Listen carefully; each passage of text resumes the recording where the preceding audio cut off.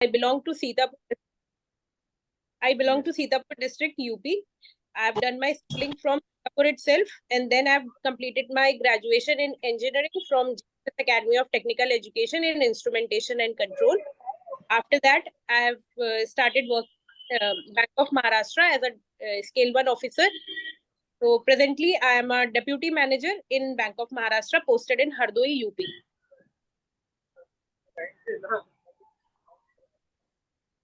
Okay.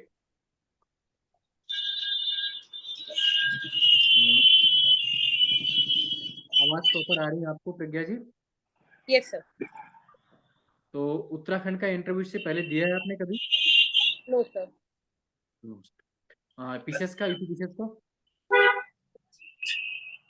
अच्छा, bank of Maharashtra में आप किस पोस्ट पे बताया आपने अपने आप को, किस पोस्ट पे पोस्टेड है? सर स्केल 1 ऑफिसर हूँ, डेप्यूटी मैनेजर. रिसेंटली मुझे ब्रांच मैनेजर में अपॉइंट किया गया है. बस ज्वाइन ही करने वाले हैं विद इन 10 डेज. तो देखा जाए तो ये बेहतर जॉब है, आप क्यों स्विच करना चाहते हैं वहां से यहाँ? सर मैं मानती हूँ ये बहुत ही बेटर जॉब है और मुझे काफी यहाँ काम करके भी बहुत ही सुकून और अच्छा लगता है. बट मेरा हमेशा से ही था कि थोड़ा सा डाइवर्सिफाइड फील्ड में अगर मैं काम कर सकूं. यहाँ पे तो सर मैंने फाइनेंशियल इंक्लूजन से रिलेटेड फील्ड्स में काम किया है. अभी अगर मैं ये देखती हूँ कि बाकी फील्ड्स में जाके कुछ जन के लिए कुछ कर सकूं, तो बस वही एक मोटिवेशन है सिविल सर्विस. इसका आवाज आ रही है, इसको बंद कर दीजिए ना. हाँ ठीक है.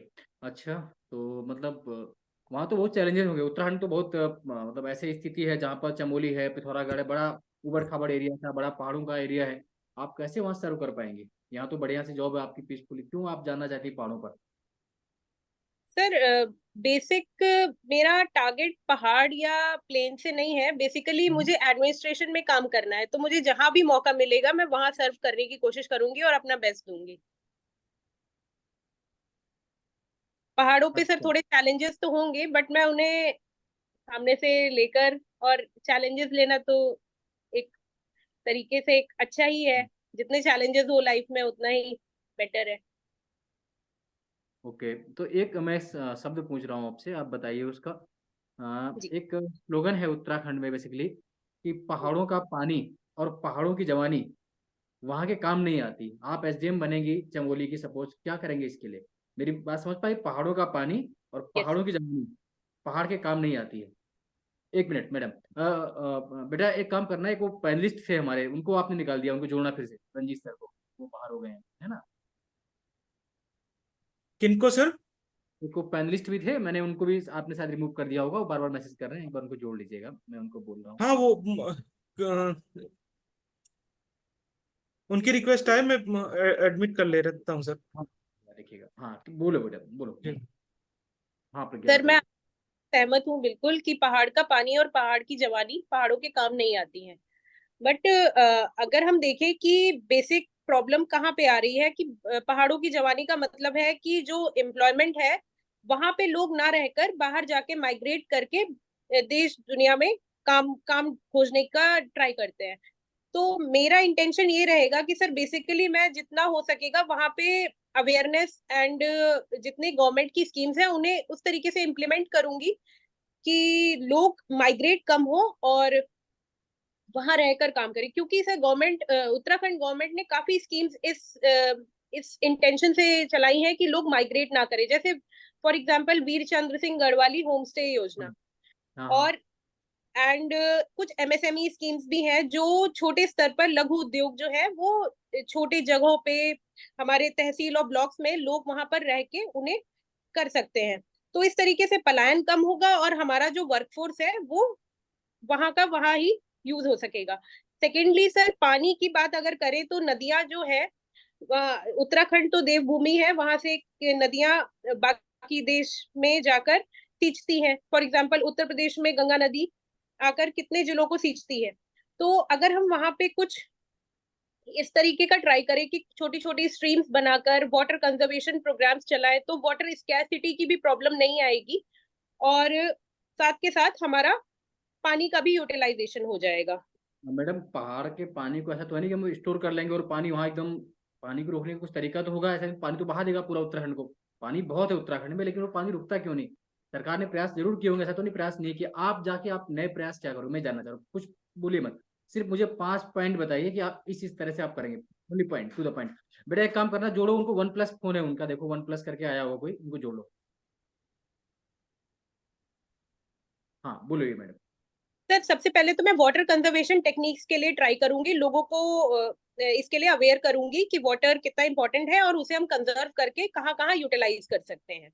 अच्छा। दूसरा सर, जितना भी हमारा स्ट्रीम्स है उनको जो दूषित हो रहा है, पोल्यूट हो रहा है, और उसको अवेयरनेस फैलानी होगी कि इसे पोल्यूट ना करके हम इसका यूटिलाइज करें। टूरिज्म और टूरिज्म के तौर पे भी यूटिलाइज कर सकते हैं। थर्डली सर, जो हमारे स्मॉल हाइड्रो प्रोजेक्ट्स हैं वो हाँ बेहतर तरीके से इम्प्लीमेंट हो रहे हैं, वो हमें चेक करना होगा कि उनकी वजह से कोई पोल्यूशन या कोई ट्रेजेडी तो नहीं होने वाली है। तो सर बेसिकली इन तरीकों से मैं ट्राई करूंगी कि वहाँ वाटर यूटिलाइज हो। वाटर। चलिए, अच्छा आपने नाम सुना है घराट का? Sorry sir.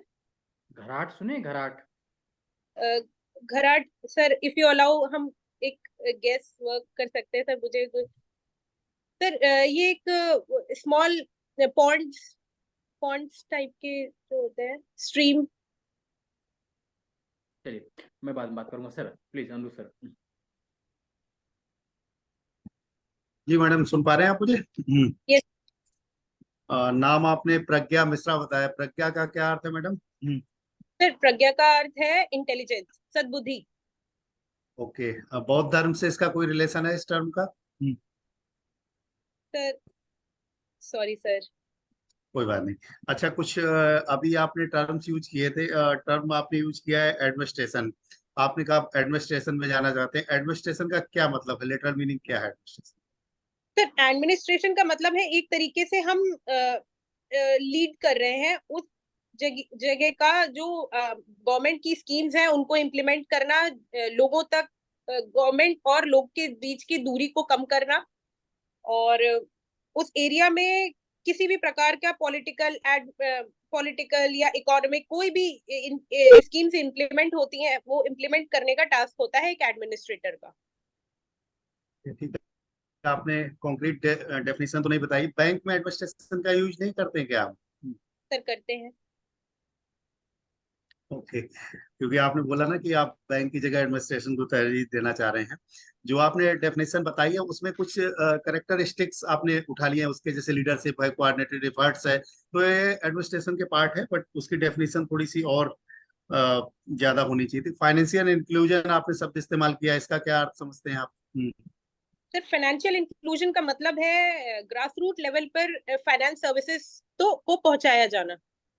तो ये जैसे कि फॉर एग्जांपल प्रधानमंत्री जनधन योजना हमारी फाइनेंशियल इंक्लूजन प्रोग्राम है वो, जिसमें बैंक खाते खोलना मतलब गवर्नमेंट चाहती है कि जो स्मॉल ग्रास रूट लेवल पे है एक एक जन तक गवर्नमेंट की सेवाएं पहुंचे थ्रू फाइनेंशियली।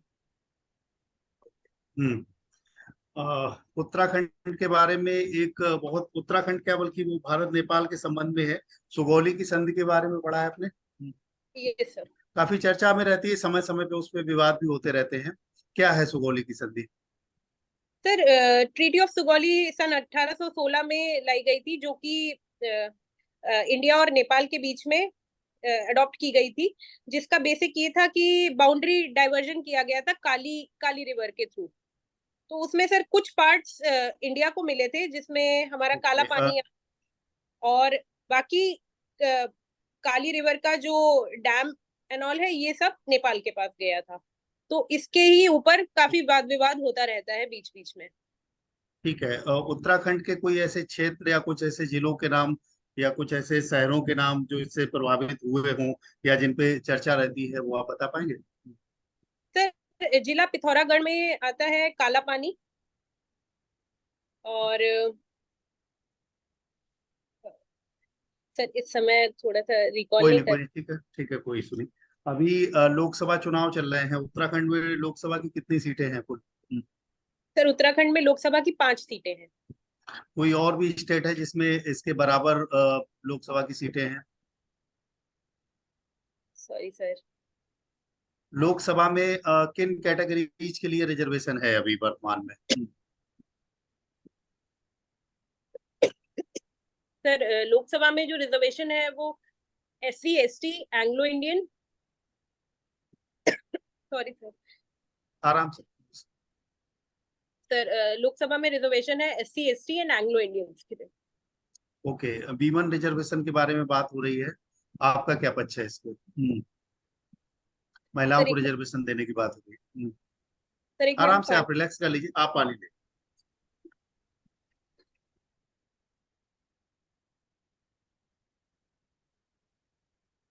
बेटा ऐसा हो गया, हमारे पैनलिस्ट को रिमूव कर दिया तुमने, वो जुड़ नहीं पा रहे दोनों, मुझे वो कर रहे हैं, मुझे सर भाई सॉरी सर, एक्चुअली मुझे पता नहीं था कि वो पैनलिस्ट हैं। ध्यान नहीं दिया कि वो स्टूडेंट नहीं है, वो दोनों एक हमारे, वो एक तो पहले बार सूरज सर आते थे वो, और एक वो रंजीत सर LP अच्छा प्रोग्राम जी। में। अब वो कैसे अब देखो वो उनको दूसरे जूम आईडी से लॉगिन करना पड़ेगा, तब वो ऐड हो पाएंगे। Yes sir. हाँ ठीक है। हाँ, मैं ये पूछ रहा था, महिलाओं के रिजर्वेशन की बात चल रही है, उस पर प्रयास भी किए गए हैं, उसके बारे में आपका क्या मानना है? सर महिलाओं का रिजर्वेशन, मैं तो इससे सहमत हूँ कि एक्चुअली सर इससे महिलाओं को रिजर्वेशन मिलने से महिलाओं को एक बढ़ावा मिलेगा, वो पॉलिटिकल क्षेत्र में भी आकर अपना बेहतर काम कर सकेंगी। हम जैसा कि देखते हैं थोड़ा सा डिस्पैरिटी है इनके मेल एंड फीमेल में, तो वो एक तरीके से वो बराबर होने की कोशिश होगी और महिलाएं इस क्षेत्र में भी आगे आ सकती हैं। ओके, ग्रास रूट लेवल पे जो हमारी पंचायती राज संस्थाएं हैं उसमें महिलाओं को पहले से ही रिजर्वेशन दिया गया है। कई राज्यों यस ने उसे 50% किया है, जनरली 33% तो है ही है। और इसके बावजूद जो चीजें हम लोग एक्चुअल में रियलाइज करते हैं कि आज भी हमें ऐसे टर्म सुनने को मिलते हैं कि वो प्रधान पति हैं, प्रधान पुत्र हैं, या प्रधान प्रतिनिधि हैं। तो एक्चुअल में कई बार हम ये रियलाइज करते हैं कि उन्हें रिजर्वेशन देने के बावजूद जो वास्तविक उनका राजनीतिक सशक्तिकरण होना चाहिए था वो नहीं हो पाया। इस पे आपकी क्या राय है? सर मैं आपकी बात मानती हूँ। जैसे कि हम देखते हैं स्टेट्स में 33% एंड कहीं जैसे उत्तराखंड में 50% तक उनको रिजर्वेशन मिला है, बट ज्यादातर मेल डोमिनेंस ही रहता है। तो सर इसका बेसिक कारण ये भी हो सकता है कि एजुकेशन लेवल की कमी। अगर महिला एजुकेटेड होंगी तो वो आगे से आगे काम करने की कोशिश करेंगी इसमें भी।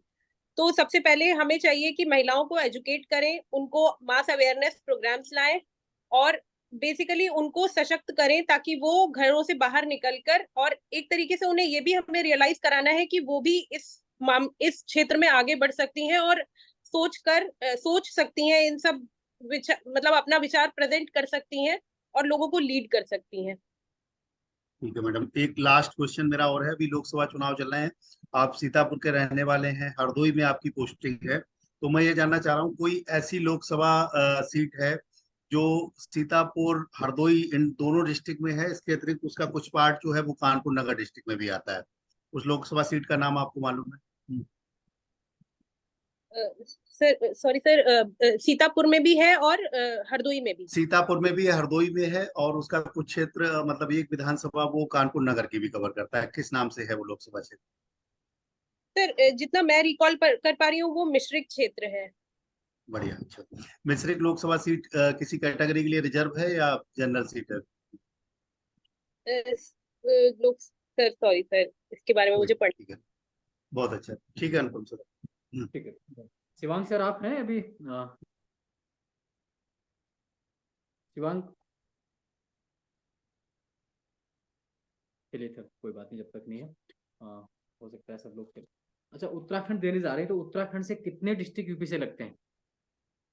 सर उत्तराखंड के जो डिस्ट्रिक्ट यूपी से लगते हैं, सर मैं काउंट करा के कर सकते। सर सबसे पहले तो हमारा हरिद्वार, दूसरा नैनीताल, तीसरा उधम सिंह नगर, और चौथा सर देहरादून। सर 4 डिस्ट्रिक्ट लगते हैं टोटल। 4 लगते हैं, सही से पढ़ा है आपने? Sorry sir, Champawati, 5 district, sorry. Check करिएगा श्योर। अगेन, फिर से चेक कर लीजिएगा एक बार। अभी भी सही नहीं है। खैर वो कोई बात नहीं, बच्चों की आप जा रहे देने तो लोकल क्वेश्चन बहुत पूछते हैं उत्तराखंड वाले, यूपी से है ना आप, तो आपसे लगातार क्वेश्चन पूछेंगे ये वो। अच्छा, उत्तराखंड का प्रथम स्वतंत्रता संग्राम सेनानी किसे मानते हैं? सर कालू मेहरा।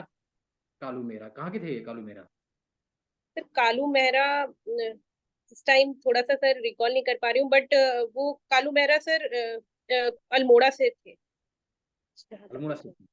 यस नहीं बेटा, अल्मोड़ा से नहीं थे, वो चंपावत के थे। याद कर लें इसको, चंपावत में यस लोहा घाट एक जगह थी, वहां से। अच्छा, एक माँ पूर्णागिरी का मंदिर है, नाम सुना है आपने? Yes sir.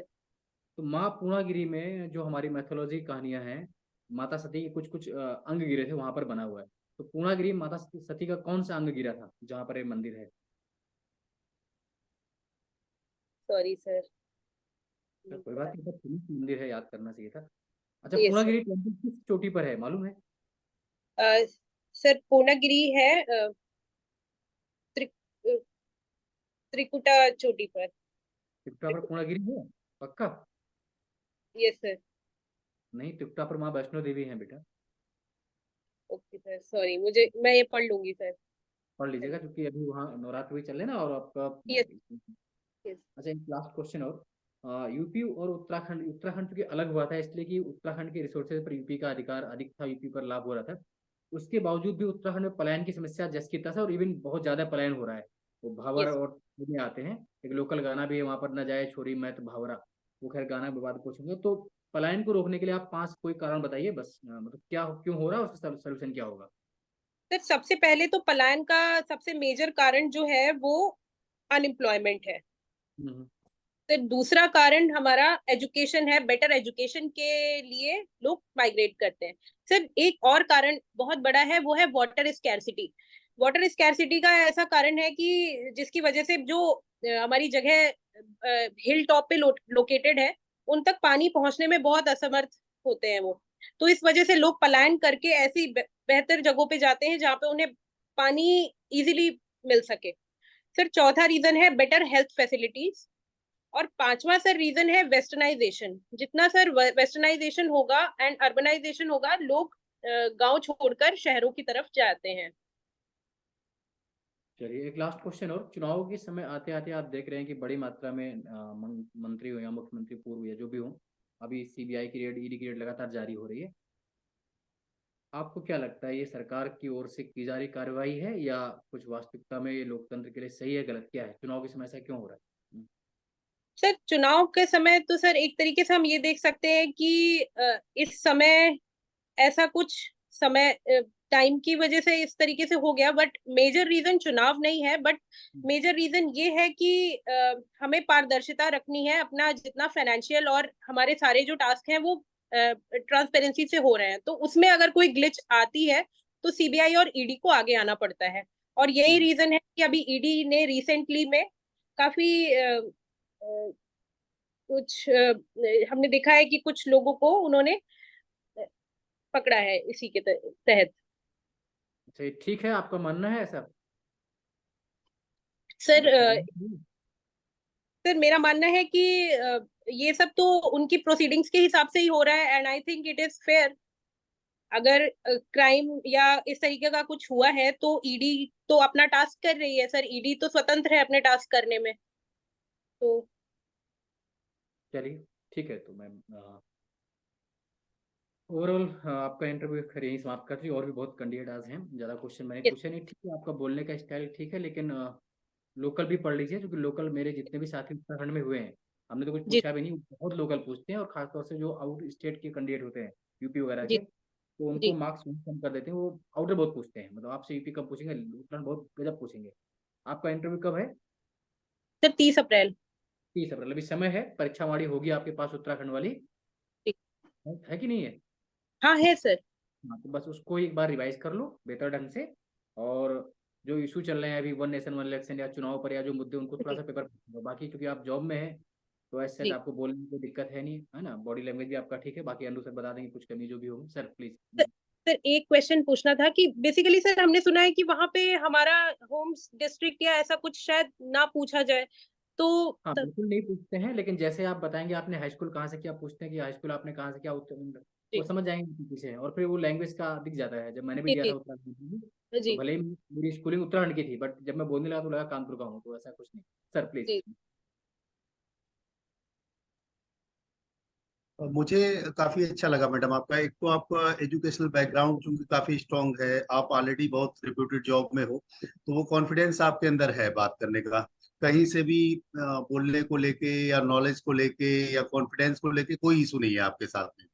बट जहाँ पे भी हम कोई टेक्निकल टर्म्स इस्तेमाल कर रहे हैं, जैसे आपने फाइनेंशियल इंक्लूजन, बहुत नॉर्मल से टर्म्स है, एडमिनिस्ट्रेशन, तो ऐसे में वो बोर्ड मेंबर्स इन सब को तुरंत कैच करते हैं, और वो अपेक्षा आपसे ये करते हैं कि अगर आपने वो शब्द इस्तेमाल किए हैं, आप कोशिश करिएगा कि आप जनरल वे में बात करिएगा। वो जब हम लोग सर्विसेज में होते हैं तो ऐसे टर्म्स का इस्तेमाल करने की आदत हो जाती है हम लोग, जी और हम लोग उसका अर्थ कुछ स्पेसिफिक समझ लेते हैं, जबकि कई बार अर्थ उसका जनरल होता है।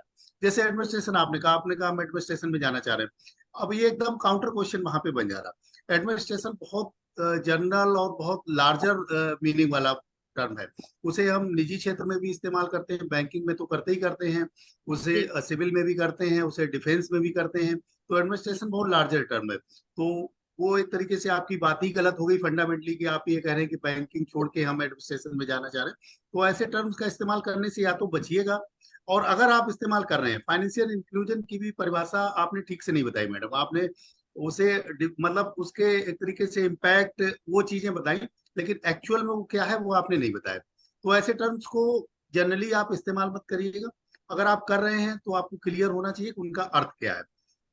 लोकल की चीजें काफी कुछ पूछी जाएंगी। अनुपम सर को बहुत एक्सपीरियंस है, मैंने केवल एक ही बार उत्तराखंड का एग्जाम दिया, मुझे कम नॉलेज है, सर आपकी हेल्प करेंगे। तो लोकल की चीजें बहुत पढ़ लीजिएगा, क्योंकि ये कुछ ऐसे स्टेट हैं जो बहुत स्पेसिफिक हैं अपने लोकल उन चीजों के बारे में। अगर आप यूपी का दे रहे होते, आप बाहर के होते, तो लोकल की चीजें आपसे नहीं पूछी जाती, लेकिन आप जी उत्तराखंड का दे रहे हैं तो उत्तराखंड की बहुत पॉसिबिलिटी है। बाकी इस समय जो चीजें चल रही है, लोकसभा इलेक्शंस पे क्वेश्चन निश्चित रूप से पूछे जाएंगे। आप महिला हैं, अभी तो खैर आपका बाद में इंटरव्यू, तो नवरात्र तब तक खत्म हो जाएंगे, लेकिन फिर भी उत्तराखंड के जो रिलीजियस चीजें हैं वो आपको जी पता होनी चाहिए। जैसे बहुत पूर्णागिरि देवी वाला बहुत बेसिक क्वेश्चन है, ठीक है। यस इन सर चीजों के बारे में आप थोड़ा सा पढ़ लीजिएगा।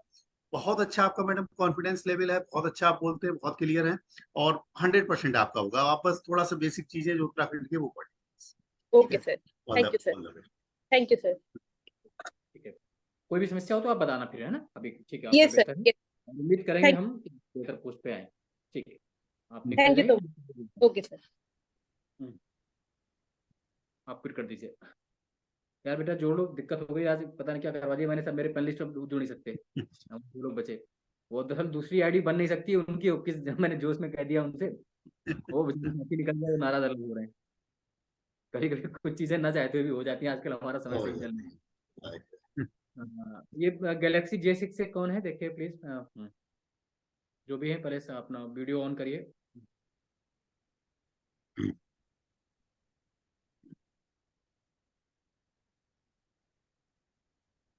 आवाज बेटा देखो, और भी कोई कितने लोग जुड़े हैं कोई? अभी ये गैलेक्सी 6 का था, मैंने अलाउ कर दिया इनको। हाँ, और इसके अलावा कोई है? नहीं, अभी और तो कोई नहीं आया है। अच्छा, एक और आ रहा है, उसमें कोई लिख रहा है कि सर क्या है सर, उसमें आ रहा है कि होस्ट विल अलाउ, क्या अभी लिख रहे हैं दिखा नहीं रहा सर इस पे। सर, अलाउ कर दीजिए सर, उसमें आ रहा है होस्ट विल अलाउ, ये तो नहीं है कहीं, देखता हूँ मैं, पूछता हूँ इनसे।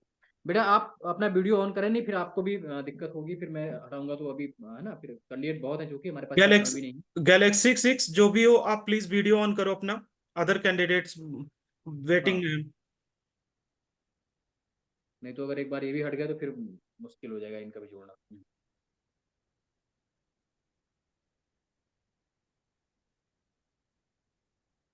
अदर कोई दूसरा कैंडिडेट है बेटा मीटिंग में? जी। उनको अलाउ करो, फिर देखता हूँ मैं इनको, उनको अलाउ करो, उनको तो इनको डालता हूँ।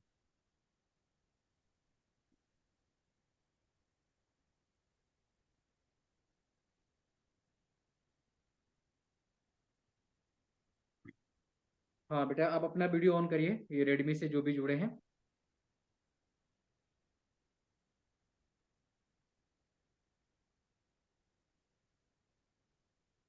रेडमी नोट 7 अभी कनेक्ट हो रहे हैं सर। हाँ जुड़िए, वो सर हमारे साथ पैनलिस्ट ही है जी। रेडमी से। रंजीत सर, हाँ जुड़ जाइए आप। जी जी सर। हाँ, इनको मिल लीजिए भाई, अब हटाइएगा नहीं फूलचंद जी, है ना, हम ये परम जी जी मित्र हैं और बेचारे परेशान हो रहे हैं उसके से। है ना सर, सॉरी, वो मैं जो ध्यान नहीं दिया, मैंने निकाल दिया आपको। सॉरी सर, एक्चुअली मुझे पता नहीं था कि पैनलिस्ट हैं या जो कैंडिडेट्स हैं, इस करके। नहीं, अच्छा, कोई ये बात नहीं, कोई बात नहीं। J6 उस करके है, इनको बोलिए, नहीं तो फिर मैं हटाऊं इनको। स्टूडेंट होंगे पक्का, ये पैनलिस्ट नहीं होंगे। बेटा आवाज आ रही हो तो वीडियो ऑन करें, नहीं अगले कैंडिडेट जोड़ें, समय इतना नहीं है हम लोगों के पास। गैलेक्सी 6, अगर आपको आवाज आ रही है तो आप जुड़ो, अदरवाइज हम दूसरे कैंडिडेट्स को अलाउ करें।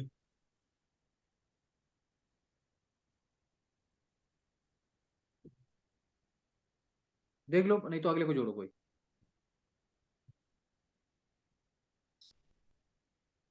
उस आईडी से जुड़ ही नहीं रहा था, तो फिर मैं अच्छा। दूसरे को रेडमी 7 पर डाउनलोड किए। जी हाँ जी मुझे। जी सर। एक्चुअली सर क्या है कि एक बार अगर रिमूव कर दो ना, तो वो जूम को रिपोर्ट चली जाती है, हम्म। और फिर सेम आईडी से वो अच्छा। एडमिट नहीं, हाँ जी हाँ, एडमिट नहीं होने देता फिर।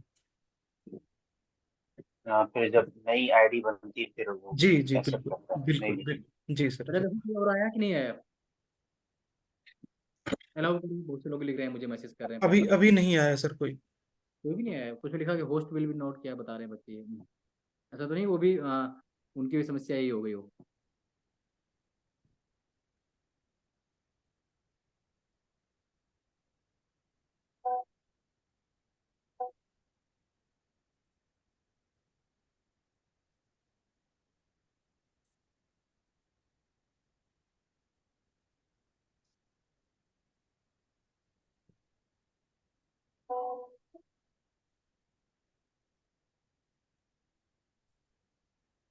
पार्टिसिपेंट 4 तो लिखा है। हाँ, नहीं 4 तो हम ही लोग हैं यार। अच्छा।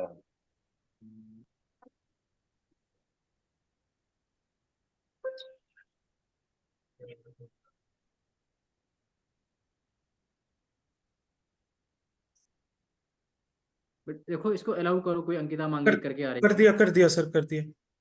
चलिए अपना वीडियो ऑन कर लीजिए बेटा, प्लीज, जो भी हो जल्दी से।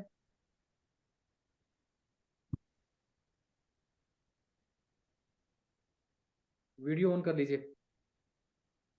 सर ये कुछ, सर एम आई ऑडिबल? हाँ ऑडिबल।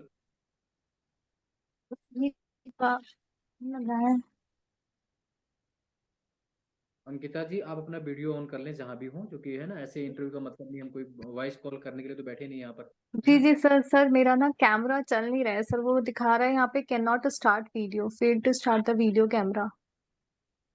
देख लीजिए ऐसा भी हो फिर से एक बार, हाँ, है ना।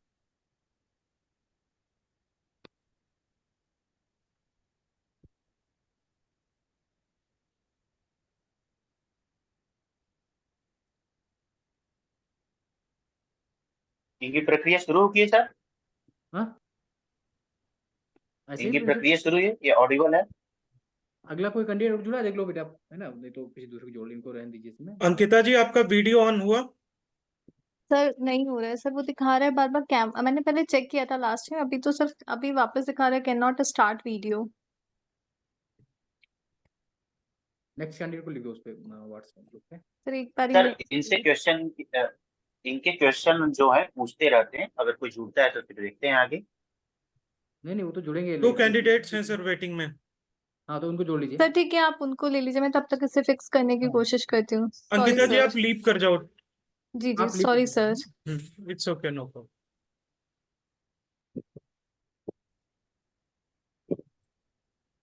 सर नमस्ते। को जान रहे हैं, अभी सर पहचान रहे हैं रंजीत सर को, उनके यहाँ एक दिन गए थे हम आपको लेके।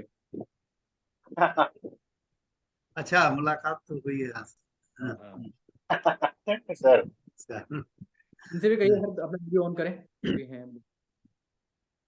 Xiaomi यूजर्स, आप अपना वीडियो ऑन करिए। हाँ चलिए। दिख रहा हूँ सर? हाँ हाँ बिल्कुल, चलिए अपना इंट्रो दीजिए तो हम लोग आपसे बात कर पाए जल्दी से, क्योंकि है ना। जी सर, मेरा नाम सर अंकित पांडे है और मैं यूपी से बिलोंग करता हूँ। यूपी के पास सर, बनास के पास एक जौनपुर डिस्ट्रिक्ट है, वहाँ से बिलोंग करता हूँ। और अच्छा, जो सर मैं, जी सर, और सर मेरा सर पब्लिक एडमिनिस्ट्रेशन ऑनर्स में ग्रेजुएशन है। और इसके अलावा सर मैं यूपीएससी एस्पिरेंट हूँ। मैंने यूपीएससी में सर 2 बार इंटरव्यू फेस कर रखा है इससे पहले, और सर उत्तराखंड में सर ये मेरा पहला अटेम्प्ट है, और पहला ही इंटरव्यू है सर यहाँ पे स्टेट सर्विसेज में। पहला इंटरव्यू। जी सर। सर इसके अलावा सर यूपीपीसीएस में भी मैंने मेंस दिए हैं, कि एक ही बार मैंने यूपीपीसीएस तब तक अटेम्प्ट किया है, तो उसमें मैंने मेंस दिया है, बट मैं मेंस में मेरा क्लियर नहीं हुआ था अभी लास्ट वाला। इसके अलावा सर भी मैंने, जी सर। अच्छा, इसके अलावा कोई एक्सपीरियंस भी है आपको? सर मेरा सर अपना एक सेल्फ एम्प्लॉयमेंट का भी अपना एक्सपीरियंस है सर। मेरा अपना खुद का एक छोटा सा बिजनेस भी है यहाँ पे, जो मैं क्या मतलब है? As a financial sir event management का है मेरा अपना। इवेंट मैनेजमेंट कंपनी है सर, पार्टनरशिप में हमने स्टार्ट करी है, अपने होम टाउन में ही है सर मेरा ये। पिछले सर 2000 कोविड के सर थोड़ा पहले से स्टार्ट किया हुआ है हमने, तो वो भी सर पैरेलल लेके चल रहा हूँ मैं अपनी। ठीक है। अच्छा, इवेंट मैनेजमेंट आप बेहतर कर लेते होंगे, तो फिर इवेंट मैनेजमेंट की आवश्यकता एक मैनेजर के रूप में और प्रशासन के रूप में क्या अंतर है? एक आप मैनेजमेंट आप अपनी कंपनी में जो भी करते हो, और जी प्रशासन में सर। भी आवश्यकता आजकल मैनेजमेंट की पड़ रही बहुत ज़्यादा, क्या अंतर है दोनों के मैनेजमेंट? सर मुझे लगता है सर लेवल का डिफरेंस है, क्योंकि सर इवेंट मैनेजमेंट एक छोटे लेवल पे हम करते हैं, जिसमें 1 दिन की या 2 दिन की इवेंट्स को मैनेज करना होता है, जबकि जब प्रशासन में करते हैं तो एक बड़े लेवल पे मैनेजमेंट देखना होता है। कई सारे लोगों का सर वेलफेयर हमारे ऊपर डिपेंड करता है, पॉलिसी का प्रॉपर इम्प्लीमेंटेशन हमको करना पड़ता है, लोगों तक सुविधाएं प्रॉपर पहुंच पाएं, उनका किस हद तक यूटिलाइजेशन हो पा रहा है वो सब हमें देखना पड़ता है, प्रॉपर रिपोर्टिंग हमें सिस्टम को करनी पड़ती है। सर बेसिकली सर वही काम है, लेकिन बड़े लेवल पे है, और थोड़ा सा ज़्यादा हमको इसमें कंसर्न और सेंसिटिव इशूज में मैनेज करने पड़ते हैं।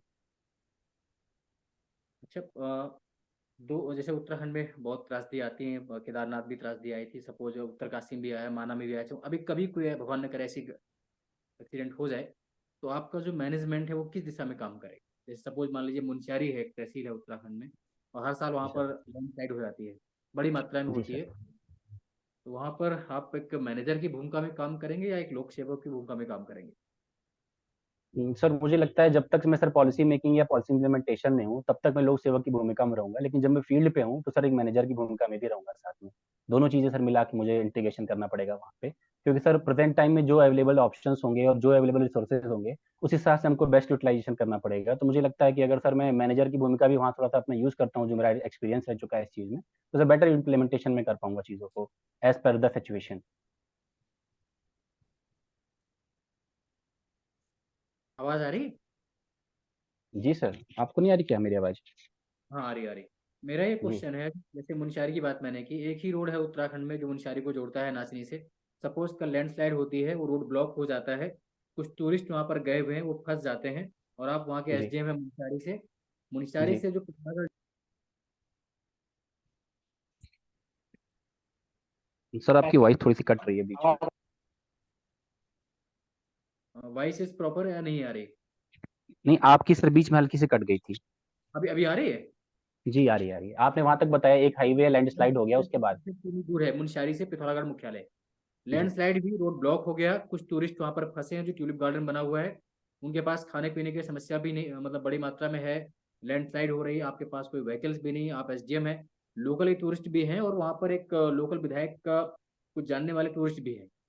अब आपके पास समस्या ये है कि आपके पास रसद सामग्री बहुत कम है, आपके पास तुरंत कोई भी मतलब जो बेसिक नीड्स है वो भी आने में 4-5 घंटे लगेंगे, आप ऐसी कंडीशन में क्या सोल्यूशन देंगे उन लोगों को?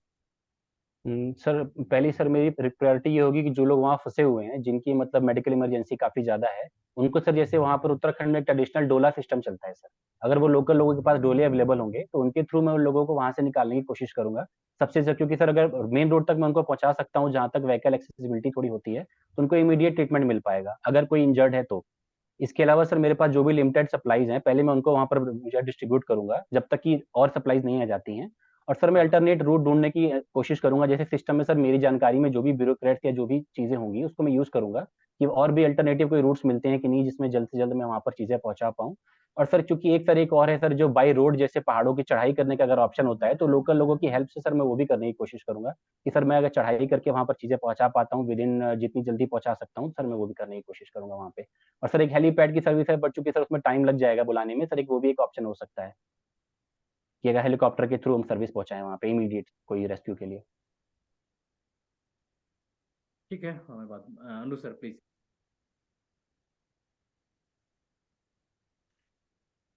अंकित जी, आपने अपना इंट्रोडक्शन इस बात से दिया कि बनारस के पास में एक जिला है जौनपुर। मुझे लगता है जी जौनपुर की तो ओरिजिनल आइडेंटिटी ही काफी बड़ी है, जौनपुर की काफी जी रिच सर। हिस्ट्री और कल्चर है। तो सर कई लोग नहीं ऐसी जानते हैं ना आवश्यकता नहीं एक्चुअली, है कि इसलिए आप मुझे ऐसे बताना पड़ता नहीं, है, कई लोग नहीं जौनपुर जानते के हैं। बारे में जौनपुर के बारे में मुझे लगता है इंटरव्यूअर या कोई भी इंटरव्यू देने वाला निश्चित रूप से जानता होगा। तो जौनपुर की जी हिस्ट्री और कल्चर के बारे में कुछ बताइए। सर जौनपुर की सर काफ़ी रिच हिस्ट्री रही है सर, और कल्चर भी काफ़ी पुराना है सर। इसका एंशिएंट हिस्ट्री में भी काफ़ी रोल था। जैसे जमदग्नि ऋषि का सर यहाँ पर आश्रम बताते हैं था। यहाँ पर एक पास में एक इलाका है जिसको जमदग्निपुर पहले बोला जाता था। तो वही हिस्ट्री थी। उसके अलावा सर मुगल काल में भी सर यहाँ का काफ़ी इंपॉर्टेंट रोल था, और सर तुगलक काल का एक यहाँ फोर्ट भी है जिसको सर फिरोज शाह तुगलक ने बनवाया था अपने जौना खां की याद में। उसी पे सर शहर का नाम भी पड़ा है जौनपुर। और सर यहाँ की यूनिक आइडेंटिटी है सर, यहाँ पर शर्कीस आर्किटेक्चर का एक यूनिक एग्जांपल मिलता है। एक लाल दरवाजा मस्जिद है और इसके अलावा एक अटाला मस्जिद है जो सर इंडिया में और कहीं नहीं काफी मिलती है। कुछ आपको पता है, काफी रिच हिस्ट्री और कल्चर है आपके जी पास, सर। तो और सर एक सर इसी से सबसे अपनी इम्पोर्टेंट चीज़ है आइडेंटिटी को सर। जोड़ के आप उसे सेकेंडरी क्यों बना रहे हैं? जी सर। और या सर आप एक सबसे बनारस का इम्पोर्टेंट महत्व चीज़ है। दिखाना चाह रहे हैं या जौनपुर का महत्व कम करना चाह रहे हैं?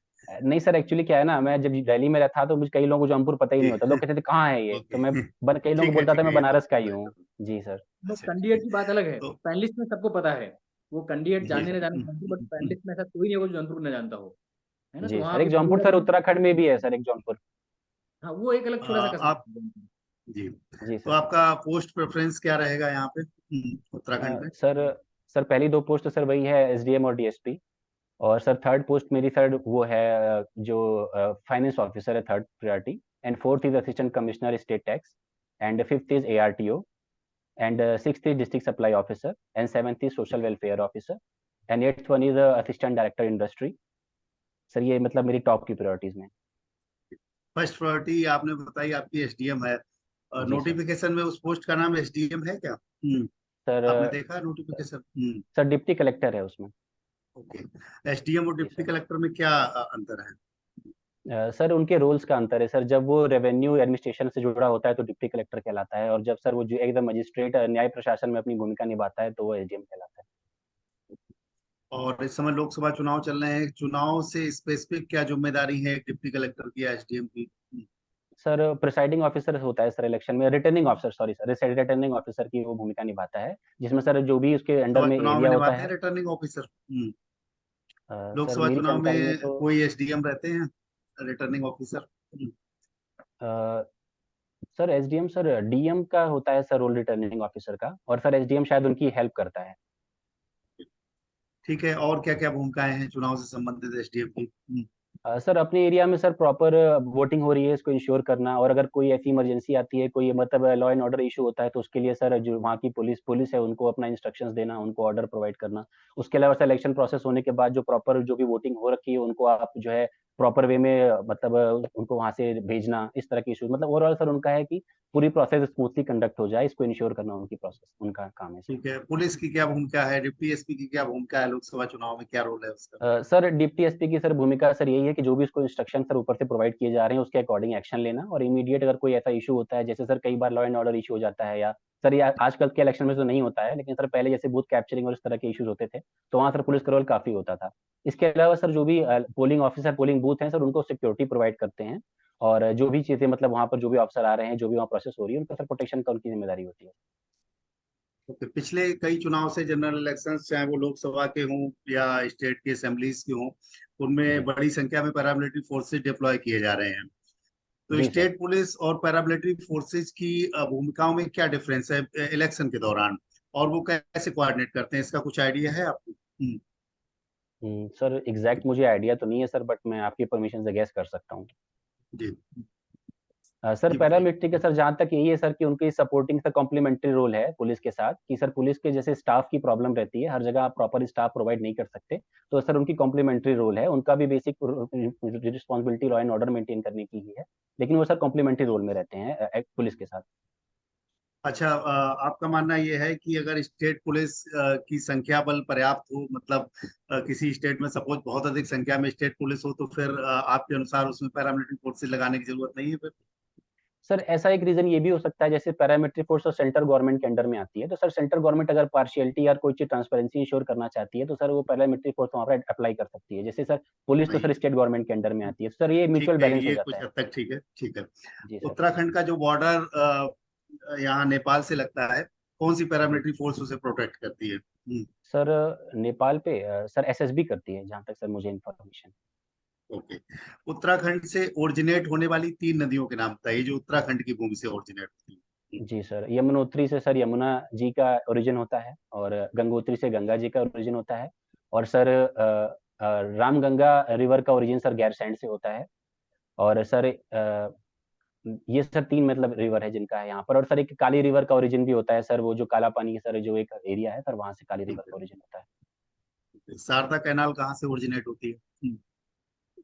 सर सर शायद मैं सर अभी रिकॉल नहीं कर पा रहा हूँ सर, ये एग्जैक्ट सर पढ़ा है सर मैंने, बट अभी रिकॉल नहीं हो रहा। ठीक है, ठीक। अच्छा, आप सर। रंजीत जी।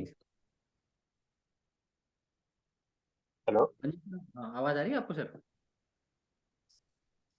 हाँ सर, आवाज हाँ मेरी सर। आ रही है? हाँ, यस आ सर, रही आ है। रही है। अंकित जी, आपने सब्जेक्ट है पब्लिक एडमिनिस्ट्रेशन। जी सर। अच्छा, ये बताइए, भारत में जब भी आजकल चुनाव होते हैं, एक प्रश्न बार बार उभर कर आता है कि जो इलेक्ट्रॉनिक वोटिंग मशीन ईवीएम की सिस्टम है, उस पर प्रश्न उठते हैं। ये मामला सिर्फ राजनीतिक है या इसमें टेक्निकल ग्लिचेस भी? सर कुछ हद तक सर इस मामले में सर दोनों चीजें ही रिस्पॉन्सिबल हैं सर। बेसिकली इसका मेन, क्योंकि सर जैसे कहा जाता है कि सर ईवीएम को हैक किया जाता है, बट सर ईवीएम चूंकि ऑफलाइन डिवाइस होती है तो हैक करना उसको पॉसिबल नहीं है सर। और जहां तक सर टेम्परिंग की बात है, तो अगर ईवीएम को टेम्परिंग करते हैं तो उसके सर वो मशीन कोलैप्स हो जाती है सर। ऐसा कई सारे टेस्ट किए गए हैं ईवीएम को, और सर उसकी अगर ऑथेंटिसिटी चेक किया गया है वीवीपैट मशीन के थ्रू कि वो कितना काम कर रही है, कितना उसमें माल फंक्शनिंग है। सर बेसिकली देखा गया है ह्यूमन एरर से ही जो भी एरर आती है, कोई माल फंक्शनिंग ऐसी प्रॉपर आई नहीं है सामने। तो सर मोर और लेस सर ये पॉलिटिकल मतलब इशू ज्यादा है एज पर टू ऑथेंटिसिटी। लेकिन सर वीवीपैट के साथ इसको अगर हम मेंटेन करके चलते हैं तो जो एक कंसर्न उठता है, जो एलिगेशंस लगते हैं, उसकी प्रोबेबिलिटी भी सर कम रहेगी। तो ये भी सर एक अडॉप्ट किया जा सकता है concern as a solution sir. अच्छा, जब भी भारत में चुनाव होते हैं तो जी ये देखा गया है कि जो क्षेत्रीय पार्टियां हैं या जो राष्ट्रीय स्तर की पार्टियां हैं, अलग अलग सामाजिक समूह खासकर जाति से रिलेटेड को सेवनहार बनने का प्रयास करती है। क्या जी। आप मानते हैं कि भारत में जाति का मुद्दा राजनीतिक है या सामाजिक है? इसमें किसका प्रभाव ज्यादा है जाति के मामले में? सामाजिक प्रभाव ज्यादा है या राजनीतिक प्रभाव ज्यादा है? जब सर मेरे हिसाब से तो सर जाति का सर सामाजिक प्रश्न ज्यादा है, और सामाजिक प्रश्न का सर फायदा उठा के लोग राजनीति करते हैं बाद में। लेकिन सर पहला प्रश्न तो सर सामाजिक है। पहला आप मानते हैं सामाजिक है। जी सर। मतलब आपके कहने का मतलब है कि भारत में जाति का सामाजिक प्रभाव ज्यादा है, राजनीतिक प्रभाव उससे प्रेरित है। जी सर। अच्छा।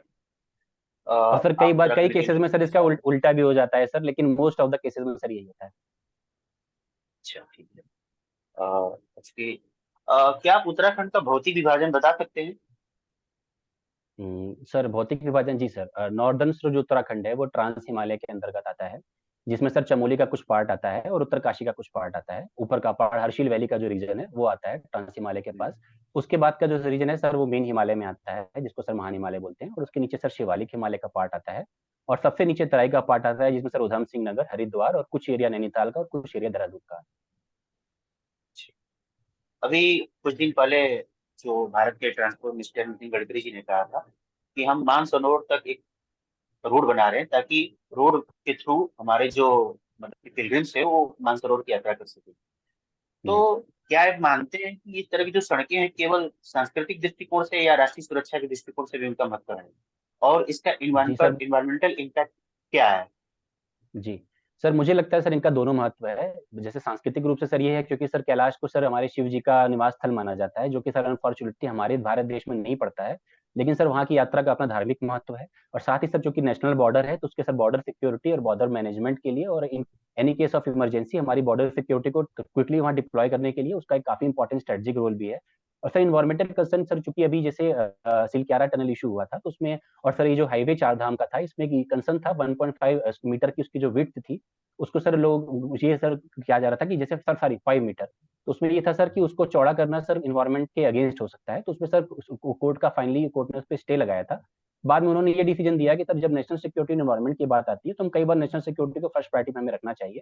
तो सर इन एक्सेप्शनल केसेस हम एनवायरमेंट के ऊपर नेशनल सिक्योरिटी को प्रायोरिटी दे सकते हैं। But most of the cases अगर हो सकता है तो हम इन्वायरमेंट को साथ लेके हमें चलना चाहिए, और कोशिश करनी चाहिए कि इन्वायरमेंट को हम बिना नुकसान पहुंचाए डेवलपमेंट करें। अब आप देख रहे हैं कि वर्ल्ड इस समय मतलब कॉन्फ्लिक्ट से गुजर रहा है। और रूस यूक्रेन के बाद अब एक नया मोर्चे पर जो लड़ाई चल रही थी इजराइल और हमास के विरुद्ध, और उसका रेंज बढ़ता जी हुआ सर। लग रहा है। जी इसमें अगर इस तरह की लड़ाइयाँ होती तो भारत के संदर्भ में क्या प्रभाव पड़ेगा? सर भारत के संदर्भ में सर एक प्रभाव है, भारत की सर पुरानी नीति है गुटनिरपेक्षता की नीति। भारत को अपने हितों को सर्वोपरि रखना चाहिए इसमें, साथ ही सर एक मानवतावादी दृष्टिकोण भी अपनाना चाहिए। जैसे सर भारत में हमारी सर एक कम्युनिटी, जैसे मुस्लिम कम्युनिटी की संख्या काफी ज्यादा है और उनका सर प्रशासन पे काफी दबाव भी रहता है, और सर साथ में फिलिस्तीन के साथ एक मानवीय दृष्टिकोण भी है। तो सर हमको उनके हितों को पूरी तरह इग्नोर नहीं करना चाहिए। लेकिन साथ ही सर इजराइल हमारा बहुत अच्छा एक मित्र राष्ट्र रहा है, जिसने कई इमरजेंसीज में हमारे साथ खड़ा रहा है, और हमारा उससे सर एग्रीकल्चर से लेकर वाटर क्राइसिस से लेकर डिफेंस तक काफी ज्यादा कोऑपरेशन है।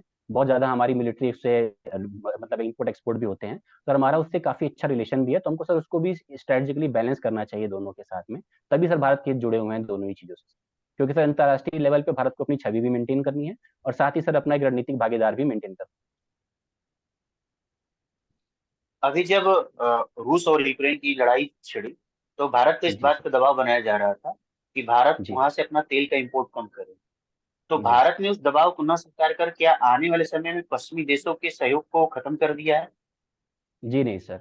सर प्रेजेंट टाइम में सर हम जियो पॉलिटिक्स के उस दौर में रह रहे हैं जिसमें हर एक देश एक दूसरे पे बहुत हद तक डिपेंड करता है, और सर भारत के पास जो मार्केट है, भारत के पास जो एक्सपर्टाइज है, चाहे सर उसका सर्विस सेक्टर हो, चाहे मैन्युफैक्चरिंग हो, चाहे सर हमारा बाकी जो रोल है, ऐसा जियो स्ट्रेटेजिक हमारी लोकेशन जो कि इंडियन ओशियन में है, कोई भी सर कंट्री हमसे कट के नहीं रह सकती है, और सर भारत भविष्य की सुपर पावर है सर, ऐसा ये पूरी दुनिया अब मानने लगी है। तो सर इस इशू में हमने सर रशिया का जो स्टैंड लिया, हमने सर बेसिकली किसी का साइड नहीं लिया, बट हमने सर वोटिंग से अपने आप को रिस्ट्रेन किया। मतलब सर हमने रशिया का सपोर्ट भी इनडायरेक्टली किया, और सर खुले तौर पे हमने किसी चीज को प्रमोट भी नहीं किया। तो सर ये काफी अच्छा स्टैंड है सर, और इसमें शॉर्ट टर्म पे कोई देश हमसे नाराज हो सकता है, पर लॉन्ग टर्म में सर भारत के लिए हित में है ये। क्योंकि सर अगर हमको सस्ता पेट्रोल, सस्ते ऑयल मिलते हैं तो हमारी डेवलपमेंट अच्छे से होगा, और सर इन फ्यूचर के लिए भी हमारे ये काफी अच्छा है। और सर चूंकि रशिया और चाइना का सर ये जो एक एंगल है, इसमें भी हमको बैलेंस अप्रोच अपनानी चाहिए। तो इस एंगल से भी सर रशिया से अच्छा रिलेशन हमारे लिए बहुत इंपॉर्टेंट है। तो सर इसलिए इंडिया का जो स्टैंड है सर, वो लॉन्ग टर्म के लिए अच्छा है सर। जैसे चीन लगातार कुछ न कुछ इंकर्जन करता रहता है और उसकी इंडियन जी ओशन में प्रेजेंस बढ़ती जा रही है, तो क्या भारत के पास ऐसी कोई स्ट्रेटजी है जिससे वो उसकी जो जो मोतियों की माला रणनीति है उसको काउंटर करने के जी लिए यूज किया कर सके भारत? जी सर। जी सर, भारत की सर ऐसी स्ट्रेटजी है, और इनफैक्ट सर उस स्ट्रेटजी पे भारत काम भी करने लग गया है। जैसे सर चीन के सराउंडिंग कंट्रीज है, जैसे सर साउथ कोरिया है, फिलीपींस है, जापान है, और सर वियतनाम है, इन सबके साथ भारत ने अपने रिलेशन पिछले कुछ सालों में काफी ज्यादा इंप्रूव किए हैं। और सर जैसे सर एक डिमांड हो रही थी कि ये जो साउथ चाइना सी है, अब इसको आसियान सी बोला जाए, तो भारत सर कहीं ना कहीं इंटरनेशनल मीडिया पे इस चीज को धीरे धीरे सर प्रमोट करने की तैयारी कर रहा है। तो सर ये एक भारत का अच्छा मतलब कदम इन फ्यूचर हो सकता है कि अगर चाइना को काउंटर करना है, तो सर ये चूंकि सिर्फ इंडिया के ही नहीं सर, पूरे इस रीजन के हित में है ये चीज। सर इसमें सर ऑस्ट्रेलिया जैसे देशों का भी अपनी भागीदारी हो रही है भारत के साथ, जैसे सर क्वाड है, तो सर क्वाड जैसे देशों के साथ भी भारत अपना इन चीजों में थोड़ा सा अपना एंगेजमेंट बढ़ा रहा है धीरे धीरे करके। तो सर ये एक अच्छा संकेत मिल रहा है भविष्य के लिए। अभी पिछले साल जो एशियाड गेम्स हुआ उसमें अरुणाचल प्रदेश के कुछ खिलाड़ियों को उसमें नत्थी वीजा था, नत्थी वीजा का जी प्रावधान है। उसके काउंटर में भारत को किस तरह के अप्रोच अपनानी चाहिए चाइना के विरुद्ध? सर एक तो सर अगर इमीडिएट एक्शन सर हम ये कर सकते हैं कि सर हमको ओलंपिक कमेटी या जो भी हमारी एशियन गेम्स की कमेटी है उनसे बात करनी चाहिए। सर इस तरह के जो इश्यूज हैं, पॉलिटिकल इश्यूज को स्पोर्ट्समैनशिप के बीच में नहीं लाना चाहिए, क्योंकि सर काफी एथलीट्स काफी मेहनत करते हैं यहाँ तक जाने के लिए, और एक नत्थी वीजा और इस तरह की जो आप स्टंट्स करते हैं, इनको सर डिप्लोमेसी और पॉलिटिकल मंच के लिए छोड़ देना चाहिए। स्पोर्ट्स को उसमें सर इंक्लूड नहीं करना चाहिए। और दूसरा सर इन फ्यूचर अगर इंडिया कोई गेम होस्ट करता है, तो सर इस तरह की चीजों में, जैसे सर तिब्बत को हम बोलते हैं डिस्प्यूटेड रीजन है, तो उसको हम भी इस तरीके की स्ट्रेटजी वहां अपना सकते हैं अपना काउंटर बैलेंस करने के लिए। और इसके अलावा सर जिन रीजन्स में चाइनीज गवर्नमेंट आज प्रेजेंट टाइम में गलत कर रही है, चाहे वो सर शिनजियांग प्रोविंस हो, चाहे अक्साई चीन हो, या फिर हांगकांग में सर डेमोक्रेसी के अगेंस्ट जो भी उनके इंसिडेंट है, सर उनको भी हम थोड़ा बहुत, अगर नॉट अपनी हमारी ऑफिशियल मीडिया के थ्रू नहीं, तो जैसे हम हमारी जो सोशल मीडिया के थ्रू इन चीज को प्रमोट कर सकते हैं, ताकि सर चाइना को भी लगे कि हम भी एक बहुत ज्यादा मतलब पैसिव डिप्लोमेसी नहीं कर रहे हैं, हमारा भी अग्रेसिव स्टैंड है। अगर आप हमारे हितों के अगेंस्ट आते हैं तो हम भी आपके खिलाफ एक्शन ले सकते हैं अपनी सॉफ्ट डेमोक्रेसी के थ्रू, सॉफ्ट डिप्लोमेसी के थ्रू। अ, जैसे कि अभी सीरिया में एक अटैक हुआ और कुछ ईरान के हाई क्लास ऑफिसर्स मारे गए, तो क्या आप लग रहा है जी कि एक नया रण क्षेत्र बनने जा रहा है? सर इसके लिए सर रिस्क तो काफी है, इसीलिए सर प्रेजेंट टाइम में रशिया गवर्नमेंट और इंडियन गवर्नमेंट ने अपने लिए एक सर गाइडलाइन भी जारी की है कि जो भी हमारे नागरिक हैं अभी इन एरियाज में ट्रेवल ना करें। लेकिन सर अगर इसमें सर बहुत खुद तो डिपेंड करता है सर ईरान के ऊपर।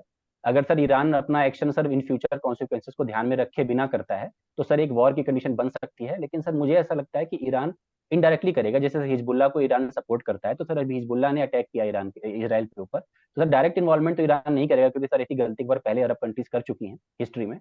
लेकिन सर मुझे लगता है इनडायरेक्टली सर टेररिज्म को प्रमोट करने की कोशिश करेगा, जो कि जिसका सर पूरे विश्व को सर कंडेम करना चाहिए, क्योंकि सर टेररिज्म किसी भी तरीके से डेवलपमेंट के लिए सही नहीं है, ना इजरायलीज के लिए ना फिलिस्तीनीज के लिए। अंकित जी आवाज आ रही है? अच्छा, हाल जी सर, फिलहाल आ के रही है। एक क्वेश्चन लास्ट पे। हाल फिलहाल जी के समय में एक आरोप लगता है चाइना पर कि China is a hesitating power. उसके पास कैपेबिलिटी है, इकोनॉमिक पावर भी है, लेकिन जहाँ शो की बात आती है वहां पर वो हेजिटेट करता है। क्या ये आरोप उस पर सही है? सर मुझे लगता है सर ये उनकी मिलिट्री स्ट्रेटजी है। चाइना की सर पुरानी स्ट्रेटजी रही है कि अपनी पावर को हमेशा वो छुपा के रखते हैं अल्टिल द लास्ट मोमेंट। तो सर मुझे ऐसा लगता है कि उन्होंने डेवलपमेंट जो कर रखा होगा सर, मोर और लेस हर देश की ये स्ट्रेटजी होती है कि अपनी रियल पावर को वो छुपा के ही रखते हैं। कुछ चीजें अपनी परेड या 26 जनवरी जैसे अवसर पर वो शो करते हैं, और सर ये मुझे लगता है एज अ कंट्री सर उनकी स्ट्रेटजी ठीक है। तो सर इंडिया भी कुछ हद तक सर मुझे लगता है ऐसा करता है, और हमें करना भी चाहिए। अपनी रियल पावर पूरी वर्ल्ड को दिखाने की जरूरत नहीं है, ताकि in case of any emergency we can prove our self much more stronger than people are going to expect. Okay, Ankit ji आवाज आ रही है? ओके जी सर। सर, आ रही है। क्वेश्चन और फिर खत्म, आपका इंटरव्यू करते हैं। आप यूपी जी से हैं। सर। उत्तर प्रदेश के कौन कौन से जिले उत्तराखंड से लगते हैं, नाम बताइए मुझे क्रम से, या तो सर वेस्ट उत्तर ईस्ट या प्रदेश के ईस्ट सर, वेस्ट।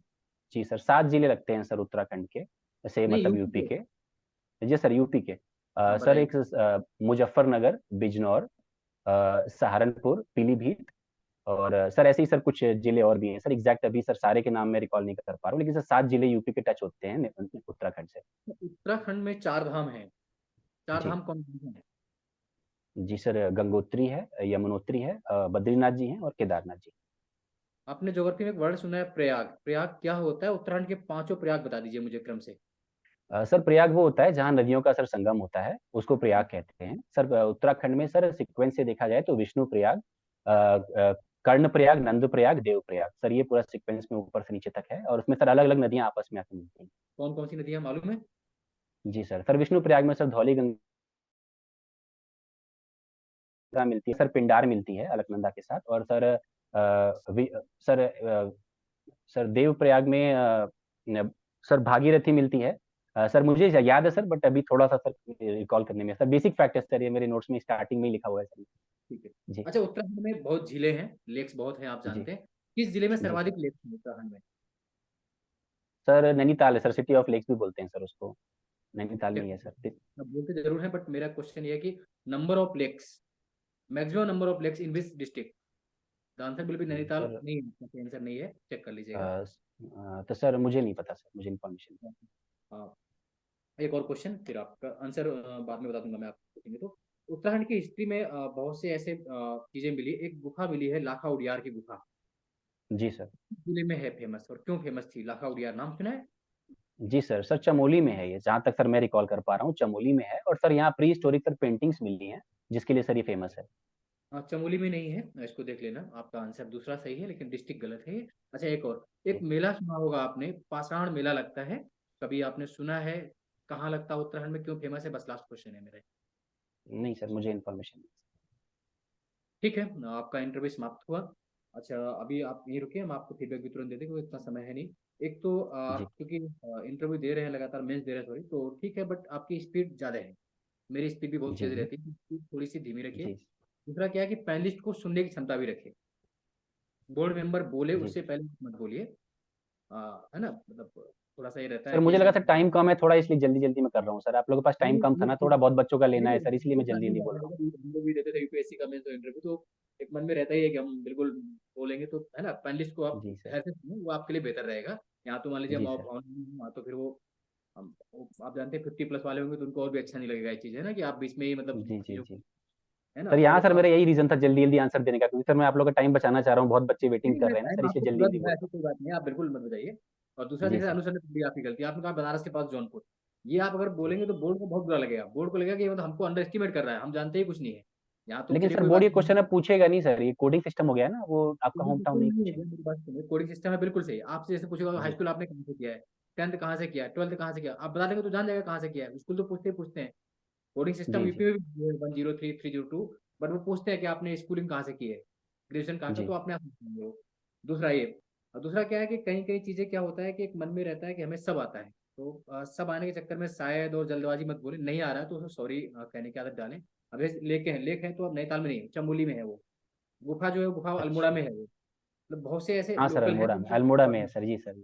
है ना। 7 जिले भी आप नहीं बता पा रहे और आप कह रहे हो तो मतलब ठीक है, इंटरव्यू आपका भी लंबा समय है, परीक्षा हमारी पढ़ जी जी लीजिए और बेहतर ढंग से पढ़ लीजिए, फिर मैं बाकी मेरे हिसाब से बाकी ठीक है, बोलने का लहजा ठीक है बट धीमा करिए। अनुज सर प्लीज आप बताइए कुछ। हाँ सर आपका माइक ऑफ है। अनुज सर प्लीज आपका माइक सॉरी, ऑफ हाँ। कीजिए। हाँ, अभी आ रही हूँ। अंकित जी जी, सर। अभी ये यूपीएससी का इंटरव्यू कब दिए हुए हैं आपने, कौन सी ईयर्स में? सर 21 में और 20 में दिया था सर। अच्छा, और इस दौरान बीच में क्या कर रहे हैं आप अभी? सर बीच में सर थोड़ा सा फैमिली में कुछ रिस्पॉन्सिबिलिटी थी सर, मेरी सिस्टर की मैरिज थी, तो सर इस वजह से सर बीच में मैंने अटेम्प्ट ड्रॉप किए थे अपने। ठीक है, यूपीएससी के आपने इंटरव्यू दिए हैं तो वो नॉलेज लेवल झलकता है आपके उसमें। लेकिन चूंकि स्टेट का आप इंटरव्यू दे रहे हैं तो यहाँ अपेक्षाएं थोड़ी सी अलग हैं। मैंने भी दोनों जी इंटरव्यू, यूपीएससी के भी इंटरव्यू मैंने दिए हुए हैं काफी पहले, 2014 में, 15 में। और इधर भी स्टेट के इंटरव्यू मैंने कई एक दिए हुए। अपेक्षाएं थोड़ी सी अलग है। जैसे यहाँ पे तमाम इंटरनेशनल इशूज आपसे डिस्कस किए गए, स्टेट के इंटरव्यू में बहुत कम पॉसिबिलिटी है कि वो इशूज डिस्कस किए जाए। स्टेट स्पेसिफिक क्वेश्चंस काफी ज्यादा रहेंगे, उन पे थोड़ी सी कमांड अभी आपकी कम है, जैसा अनुपम सर ने बताया। उसे आप थोड़ा सा जी पढ़ लीजिएगा। दूसरा, चूंकि आप रहे हैं तैयारी में और थोड़ा पहले रहे, इसीलिए मैंने पूछा कि कब आपने इंटरव्यू दिए। तो निश्चित रूप से आपके साथ के कई लोग सिलेक्ट हुए होंगे, आईएएस आईपीएस के रूप में, एसडीएम डीएसपी के रूप में। तो आप उनसे जी बात करके मैं भी बता सकता हूँ, अगर आप अलग से चाहें मुझसे समय ले लीजिए, उनके क्या रोल है एक्चुअल में, और उसे सिक्वेंस में बताने का आप प्रयास करिए। जैसे एसडीएम का, डिप्टी कलेक्टर का जो रोल है इलेक्शन के दौरान, वो मतदाता सूची की जब तैयारी होती है वो वहीं से शुरू हो जाता है। उस बात की आपने चर्चा नहीं की, वो एकदम बेसिक रोल है। और उसमें वो ईआरओ की भूमिका में है डिप्टी कलेक्टर। तो क्या रोल है डिप्टी कलेक्टर के, ठीक है, जो आपने प्रेफरेंस भरी है, अभी इलेक्शन चल रहा है तो बहुत इसकी पॉसिबिलिटी है। पुलिस फोर्सेज के क्या रोल हैं, पैरामिलिट्री फोर्सेज की एक्चुअल में क्या भूमिका है, वो सहायक या कम्प्लीमेंट्री की भूमिका में नहीं है, उसकी कुछ अलग इंपॉर्टेंस है। तो ये थोड़ा सा जो आपके साथ के जो लोग हो इन फोर्सेज में या इन सेवाओं में, उनसे थोड़ा सा आप डिस्कस कर लीजिए, सबसे बेहतर तरीके से आपको वही बता पाएंगे। वो किसी बुक में पढ़ने पे आप उन भूमिकाओं को नहीं समझ पाएंगे। तो तमाम इंटरनेशनल इशूज पे आपको बहुत अच्छा नॉलेज है, उतना वहाँ मुझे लगता ही नहीं कि वो चीजें वहां पूछी जाएंगी। केवल स्टेट स्पेसिफिक जो आपकी चीजें हैं उन पे थोड़ी सी तैयारी कर लीजिएगा। और थोड़ा सा यही जो आपकी सर्विस से रिलेटेड जो रोल्स हैं आपके, वो आपको एकदम क्लियर होने जी चाहिए कि एक्चुअल में उनके क्या रोल है। बस इस पे आपको काम करना है। बाकी भाई, आप यूपीएससी का इंटरव्यू दिए हैं तो वो कॉन्फिडेंस और वो चीजें दिखती सर हैं। मैं एक बात आप ये पूछना चाह आराम रहा से था उस- कि सर मैं हाँ, यूपीएससी इंटरव्यू वाली बात वहाँ मेंशन करूँ या ना करूँ। मैं सोच रहा हूँ सर ना नहीं, मेंशन कर करूँ सकते ये। हैं, कर सकते हैं, अगर मतलब बिल्कुल कर सही है। सकते हैं, उसमें कोई इशू नहीं। वो एक अच्छा ही इम्पैक्ट डालता है। ये माना जाता है कि भाई, व्यक्ति अगर यूपीएससी के इंटरव्यू तक पहुंच रहा है तो उसकी काबिलियत पे कोई क्वेश्चन मार्क नहीं है। बट उससे ऐसा नहीं है कि आप ऑटोमेटिकली या सुमो मोटो आप स्टेट के लिए क्वालिफाइड हो गए, ऐसा कुछ नहीं है। आपको नहीं तैयारी सर उतनी फिर रखनी ये होता है पड़ेगी, ना सर कि वो वो थोड़ा सा लेवल एज ऑफ बच देगा। क्वेश्चन, सर वो क्वेश्चन की डिफिकल्टी नहीं बढ़ा नहीं, सकते ऐसा हैं भी थोड़ा ना नहीं है, फिर। ऐसा भी नहीं है। नहीं नहीं, ऐसा भी नहीं है। आप बताइए उसे, अगर बताने का मौका मिलता है। अतिरिक्त प्रयास करके मत बताइए। अगर वो आपके नेचुरल इंट्रो का पार्ट है तो आप उसे बताइएगा, जी कोई इशू नहीं है। और वो भी जी आपसे सर। पूछेंगे कि कब आपने इंटरव्यू दिए हुए हैं। बीच में ये क्वेश्चन भी निश्चित रूप से राइज होगा कि बीच का जो गैप है उसमें आपने क्या किया हुआ है। जो जी आपसे सारी चीजें मैंने ही पूछ ली हैं। यहाँ पे जो क्वेश्चंस की वेवलेंथ है वो थोड़ी सी नीचे रहेगी स्टेट में, और उत्तराखंड जैसे स्टेट में थोड़ा और नीचे रहेगी। तो स्टेट स्पेसिफिक क्वेश्चंस और जो आपकी पोस्ट प्रेफरेंस है उसमें भी जो टॉप के पोस्ट हैं उनकी क्या जी भूमिका है, और पर्टिकुलर इलेक्शन के दौरान क्या भूमिका है, उस पर थोड़ा सा आप ठीक काम कर लीजिए। बाकी आपका काम अच्छा है। ठीक है। ठीक है सर। अंकित जी बिल्कुल बताइए, कोई दिक्कत नहीं है। हाँ थोड़ा सा परीक्षा वाणी आपके पास रखी होगी जो, और पढ़ लीजिए भयंकर सर उत्तराखंड एक्चुअली की। अभी मैं करंट ही पढ़ रहा हूँ, थोड़ा सा स्टैटिक रिवीजन करना बाकी है देखिए सर मैंने मेरा। बजट आपसे पूछा नहीं, इकोनॉमी पूछी नहीं, बहुत पूछते हैं लोकल। मतलब मैं जी जब जी जी इंटरव्यू उत्तराखंड का, मेरे जितने भी, मुझसे मतलब 5% क्वेश्चन आउटर, बाकी सब लोकल। अभी तुम्हारे पूछ मेले, त्योहार, संस्कृति, कल्चर, गाने सुनने लगते हैं वो तो, है ना। तो तैयार रहिए। जी जी रंजीत सर, जी को गाना कुछ तैयार काम। किया हुआ है सर मैंने, उत्तराखंड का एक लोकल गाना तैयार किया हुआ है सर, अगर पूछते हैं तो मैं गा दूंगा। ठीक है, बढ़िया। ठीक है, बहुत बढ़िया, सर बहुत एक सर बढ़िया। और भी है सर, उनका भी फीडबैक पूछ लीजिए सर, एक सर और भी है ना। हाँ बिल्कुल अंकित जी हाँ बताइए। देखिए, सर ने जैसा सबसे बताया ज्यादा कि सर ने ही क्वेश्चन पूछे हैं। जी सर। हेलो, हाँ रंजीत नहीं, सर मेरी आवाज आ रही मैंने है? कहा सर ने ही सबसे ज्यादा क्वेश्चन पूछे हैं। सर सर हाँ। फीडबैक देंगे। जी सर, आ रही है आवाज सर। आवाज आ रही है? जी सर। आवाज आ रही? आ रही है मेरी सर, आवाज आ आ रही रही है। है? हाँ आ रही आ रही आ रही। देखिए, पीसीएस के इंटरव्यू में स्टेट बेस्ड क्वेश्चन बहुत मायने रखते हैं, जैसे दोनों सर ने बताया। ठीक है। लेकिन जैसे इस समय क्या है कि दो चीजें, एक तो पॉलिटिक्स जो लोकसभा चुनाव में है, और दुनिया वाकई में वर्ल्ड वार 3 के करीब पहुंच चुकी है, न हो तो अच्छी बात है। तो ये एक ऐसा डायमेंशन है और भारत की बढ़ती भूमिका है, ठीक ना। तो इस पर भी मैं तो कहूंगा कि थोड़ा सा रहना चाहिए, क्योंकि इसमें बड़ी बिग इशू है। अरबियन सी में अमेरिकन अमेरिकन शिप्स आकर खड़ी हो गई हैं, ठीक है। जी तो सर। उसका इम्पोर्टेंस भारत के संदर्भ में क्या है? ठीक है। कोई बात नहीं अंकित जी, वो उनका शायद निकल गए हैं वो, उनका डिस्कनेक्ट हो गया। आप लोग जाइए, फिर अगले जी। घंटे जो है ना, ठीक है। बाकी कभी होगा फिर आपसे।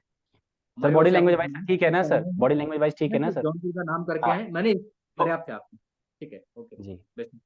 ठीक है सर, होगा तो थैंक यू दोबारा सर, जोड़ लेंगे, थैंक अभी यू। आपका इंटरव्यू बाद में है ना, सेकंड फेज में इंटरव्यू आपका है, जी सर, सेकंड फेज में है। उसके बाद फिर आपको जोड़ लेंगे, मौका मिलेगा तो। और सर मैं आप लोगों को सर गुड इवनिंग करना भूल गया था सर, उसके लिए सॉरी सर। बाकी वो हम लोग देख लिए थे, कोई बात नहीं, ठीक है। ठीक है सर, ओके सर, थैंक ये यू सर। इंटरव्यू बोर्ड के लिए बचाइए रखिएगा। आप निकल जी जाइए, सर। जी अगले सर, को जोड़ ओके सर। जल्दी से। हाँ, आप क्विट कर दीजिए। हाँ। बस एक और जोड़ी लास्ट तीसरा करेंगे, अपने करेंगे, टाइम भी बहुत हो। सर नेक्स्ट हाँ, कैंडिडेट को अलाउ कर रहा हूँ मैं। हाँ जोड़ लो रंजीत सर, थोड़े क्वेश्चन कम पूछिए थोड़े से, है ना, स्पीड ज्यादा। अच्छा, ठीक ठीक। हाँ, मतलब आईआर 10 ठीक है कि नहीं सर? ठीक है, ठीक है, मतलब कोई बात नहीं, लगना भी चाहिए। हम लोग तो देखिए पूछ रहे हैं, हम तो भूल गए हैं सब, आप तो बेहतर हैं। जैसे आप लोग, अगर आप लोग स्टेट पूछेंगे तो स्टेट छोड़कर मैं अदर चीज पूछ लूंगा, ठीक है। हाँ स्टेट में बिल्कुल बिल्कुल। हाँ विवेक जी कौन है ये देखिए, इनको अपना वीडियो ऑन करिए प्लीज।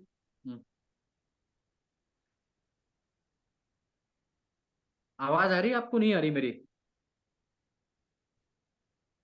मेरा इनसे बोलो, अगर आपकी आवाज देखो उनसे कब वीडियो ऑन करो, नहीं अगले को ले लें, लास्ट टाइम हो रहा है ना सर कभी यहाँ।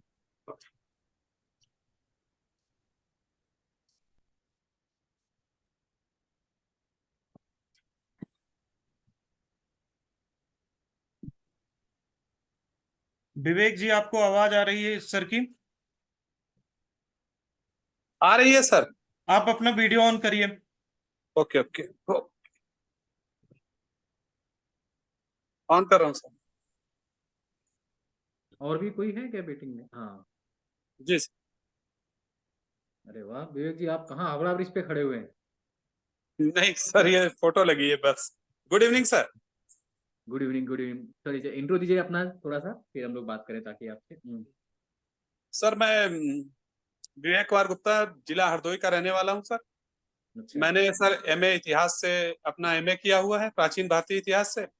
और वर्तमान में मैं उत्तर प्रदेश लोक सेवा आयोग में रिव्यू ऑफिसर के रूप में कार्यरत हूँ। कहाँ पर, लोक सेवा आयोग में ही है कि अन्य कहीं? नहीं सर, उत्तर प्रदेश लोक सेवा आयोग में। अच्छा, आयोग में ही आरओ हैं आप? जी तो जी। जब आयोग में ही आरओ, तो कहाँ उत्तराखंड जाना चाह रहे हैं महाराज? पता नहीं, उत्तराखंड जाने की बचपन से ही इच्छा रही है एक्चुअली में।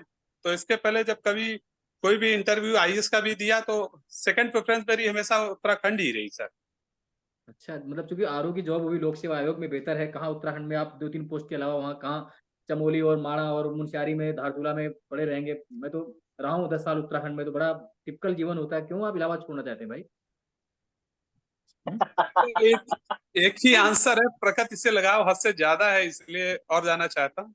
नहीं, और प्रगति से फिर लगाओ अपनी तो प्रगति से लगाओ तो लद्दाख, हिमाचल, जम्मू कश्मीर भी है आपके सामने ऑप्शन में। उससे ज्यादा परिचित नहीं हूँ ना, इसलिए उत्तराखंड से बचपन से ही कई बार गया हूँ, कई चलिए बार रहा अच्छा, हूँ। कोई बात नहीं, वो आपका है, हम लोग क्वेश्चन करते हैं। वो तो मैंने ऐसे पूछ लिया था फॉर्मल, थोड़ा हंसी मजाक के लिए, क्योंकि आप आयोग में हैं तो खैर। आप देना, इससे पहले आपने उत्तराखंड इंटरव्यू दिया है या नहीं दिया है? यहाँ उत्तराखंड में नहीं सर। नहीं दिया है, पहली बार आपका प्री था, मेंस था और इंटरव्यू के लिए। जी जी जी। ठीक। आप मतलब स्पेसिफिक पोस्ट, सब पोस्टों के लिए क्वालिफाई, आपने जो वरीयता भरी होगी इंटरव्यू की, बता दीजिए मुझे, टॉप 5 वरीयताएं क्या भरी है आपने? जी, पहली तो सर एसडीएम भी भरी है, दूसरी भी भरी है डिप्टी एसपी, तीसरी भरी है संभागीय परिवहन अधिकारी, और चौथी भरी है मैंने बीडीओ, और पांचवी सर श्रम अधिकारी, कार्य अधिकारी। ठीक है, ठीक है। आपको उत्तराखंड से विशेष लगाव है, मुझे खाली 5 ऐसे प्लेस बताइए उत्तराखंड के जी। जो मध्य हिमालय में आते हैं, बहुत टूरिस्ट प्लेस हो, मध्य हिमालय में आते हो, मिजो हिमालय में, ध्यान रखिएगा। मध्य हिमालय में आते हैं।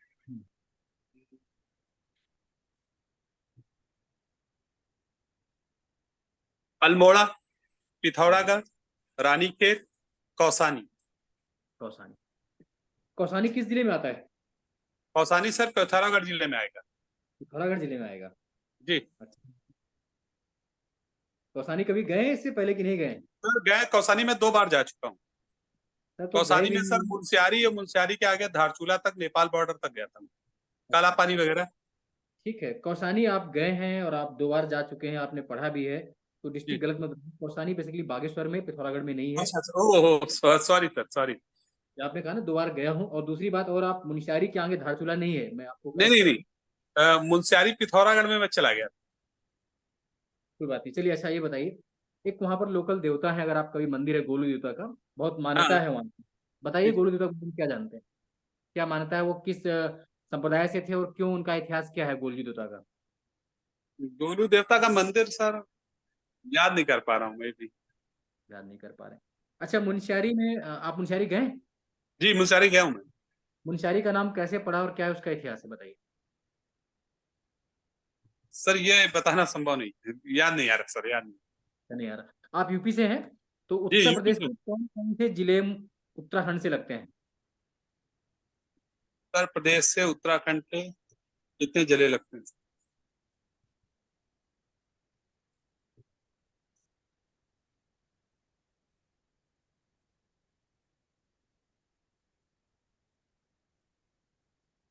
ये भी सर याद नहीं आ पा।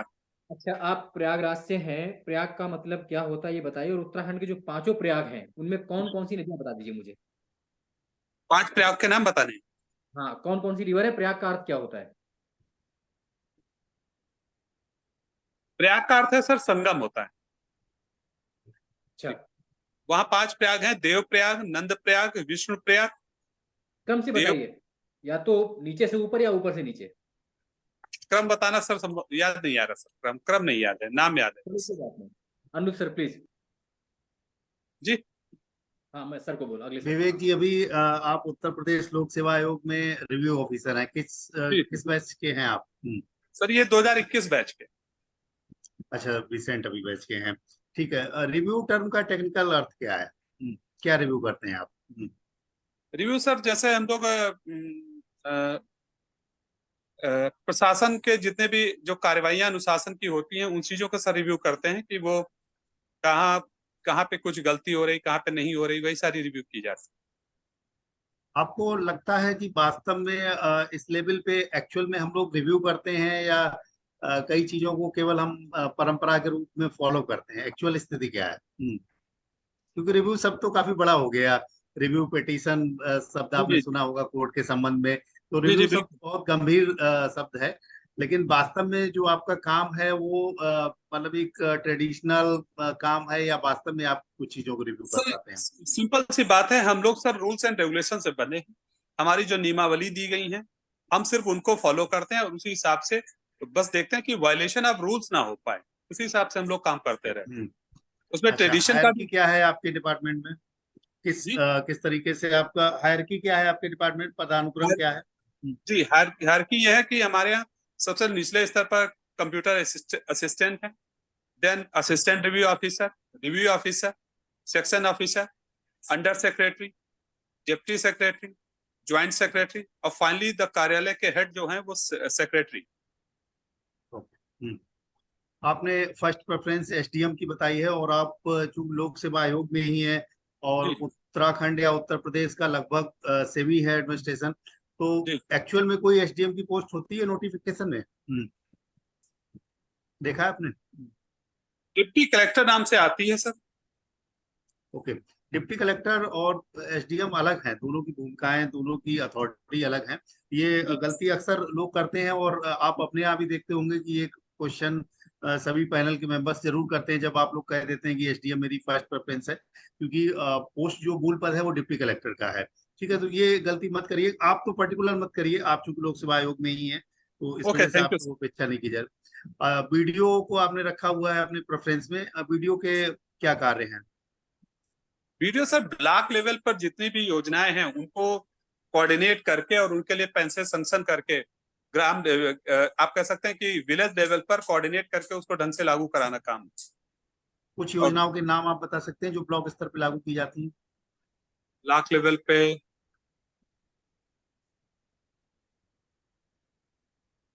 सर याद नहीं आ रहा। ठीक है, जो पंचायती राज है, चाहे वो नगरीय विकास जी से सर, संबंधित हो या ग्रामीण पंचायती विकास राज से से संबंधित, जी उसमें अभी जो वित्त के माध्यम से जो पोषण किया जाता है, राज्य वित्त के माध्यम से और केंद्र वित्त के माध्यम से, तो कौन सा केंद्रीय वित्त आयोग इस समय काम कर रहा है? इस समय सर काम कर रहा है 15वां सर काम कर रहा है, 16 के 16 के लिए काम, मतलब उसको रिपोर्ट आनी है। 15वें का कार्यकाल कब तक है? 15वें का कार्यकाल सर 25 तक है सर, 2025 तक। अच्छा, राज्य वित्त आयोग कौन सा है अभी, कौन से क्रम का? जी प्लीज रिपीट इट। राज्य वित्त आयोग अभी कौन से क्रम का है, कौन से नंबर का राज्य वित्त आयोग अभी कौन सा फंक्शनल है? राज्य वित्त आयोग का सर क्लियर नहीं। कोई बात नहीं। आपने एमए किया हुआ है एंशिएंट हिस्ट्री से, प्रयागराज में आपकी पोस्टिंग है। प्रयागराज या आसपास कुछ पुरानी जो ऐतिहासिक साइट्स हैं उनके बारे में बताइए। सर प्रयागराज में सबसे अगर साइट की जाए तो हड़प्पा काल की एक है बेलन घाटी सर, इलाहाबाद की बेलन घाटी है, जहां से नर्तकी की मूर्ति भी मिली है, हड़प्पा काल की मदर गॉडेस की। और दूसरी कहा जाए तो पड़ोस में कौसाम्बी का क्षेत्र है, जहां पर उदयन का जो राजा उदयन हुआ था उसका सर महल वगैरह मिला है।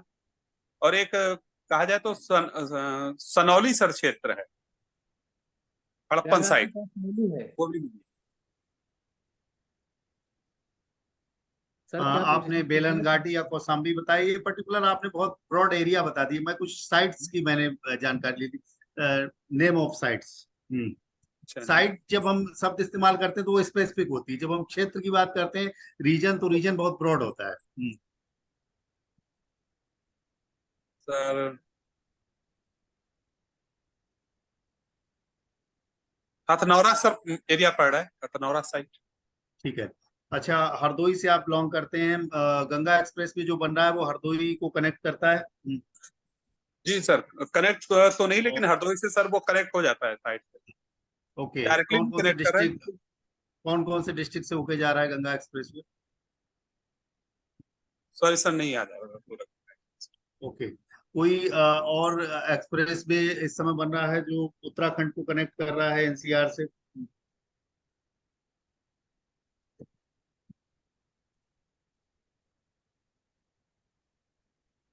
सॉरी सर, नहीं।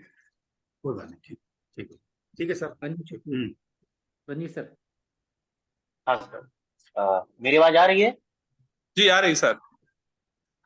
आपने बताया आपका एंशिएंट हिस्ट्री सब्जेक्ट रहा है। एक टर्मिनोलॉजी नई नई क्रिएट हो रही है, पहले सिंधु घाटी सभ्यता कहा जाता था, आजकल इसको सिंधु सरस्वती सभ्यता कहा जा रहा है। इस नई टर्मिनोलॉजी के पीछे कारण क्या है?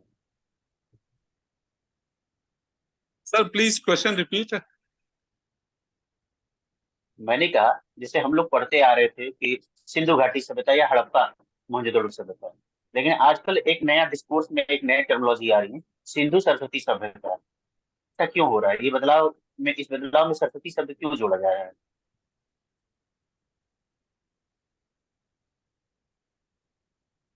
क्वेश्चन आप समझ पा रहे हैं विवेक जी, या दोबारा नहीं, दोहराऊं? प्लीज क्लियर क्वेश्चन थोड़ा सा। सर का क्वेश्चन ये है कि एशियन हिस्ट्री में मेरा आपने पढ़ा था इंडस वैली सिविलाइजेशन, सिंधु घाटी सभ्यता पढ़ते थे, या सिंधु हड़प्पा? अभी जी। एक नया शब्द चल गया है, सिंधु सरस्वती सभ्यता। ऐसा जी। बदलाव क्यों देखने को मिल रहा है? आपने नहीं सुना सर, है? ये अगर देखा जाए, आप पुराने बुक्स में देख लीजिएगा तो सिंधु सभ्यता, हड़प्पा सभ्यता, सरस्वती नदी घाटी सभ्यता या सिंधु सरस्वती घाटी सभ्यता, ये नाम पहले से ही जिक्र होते रहे, और अभी बस ये नाम कुछ ज्यादा चर्चा में आ गए हैं, शायद वो सरकारों की अपनी नीतियों के कारण। अदरवाइज इसके पहले भी नाम सरस्वती घाटी सभ्यता सुना गया है। ठीक है।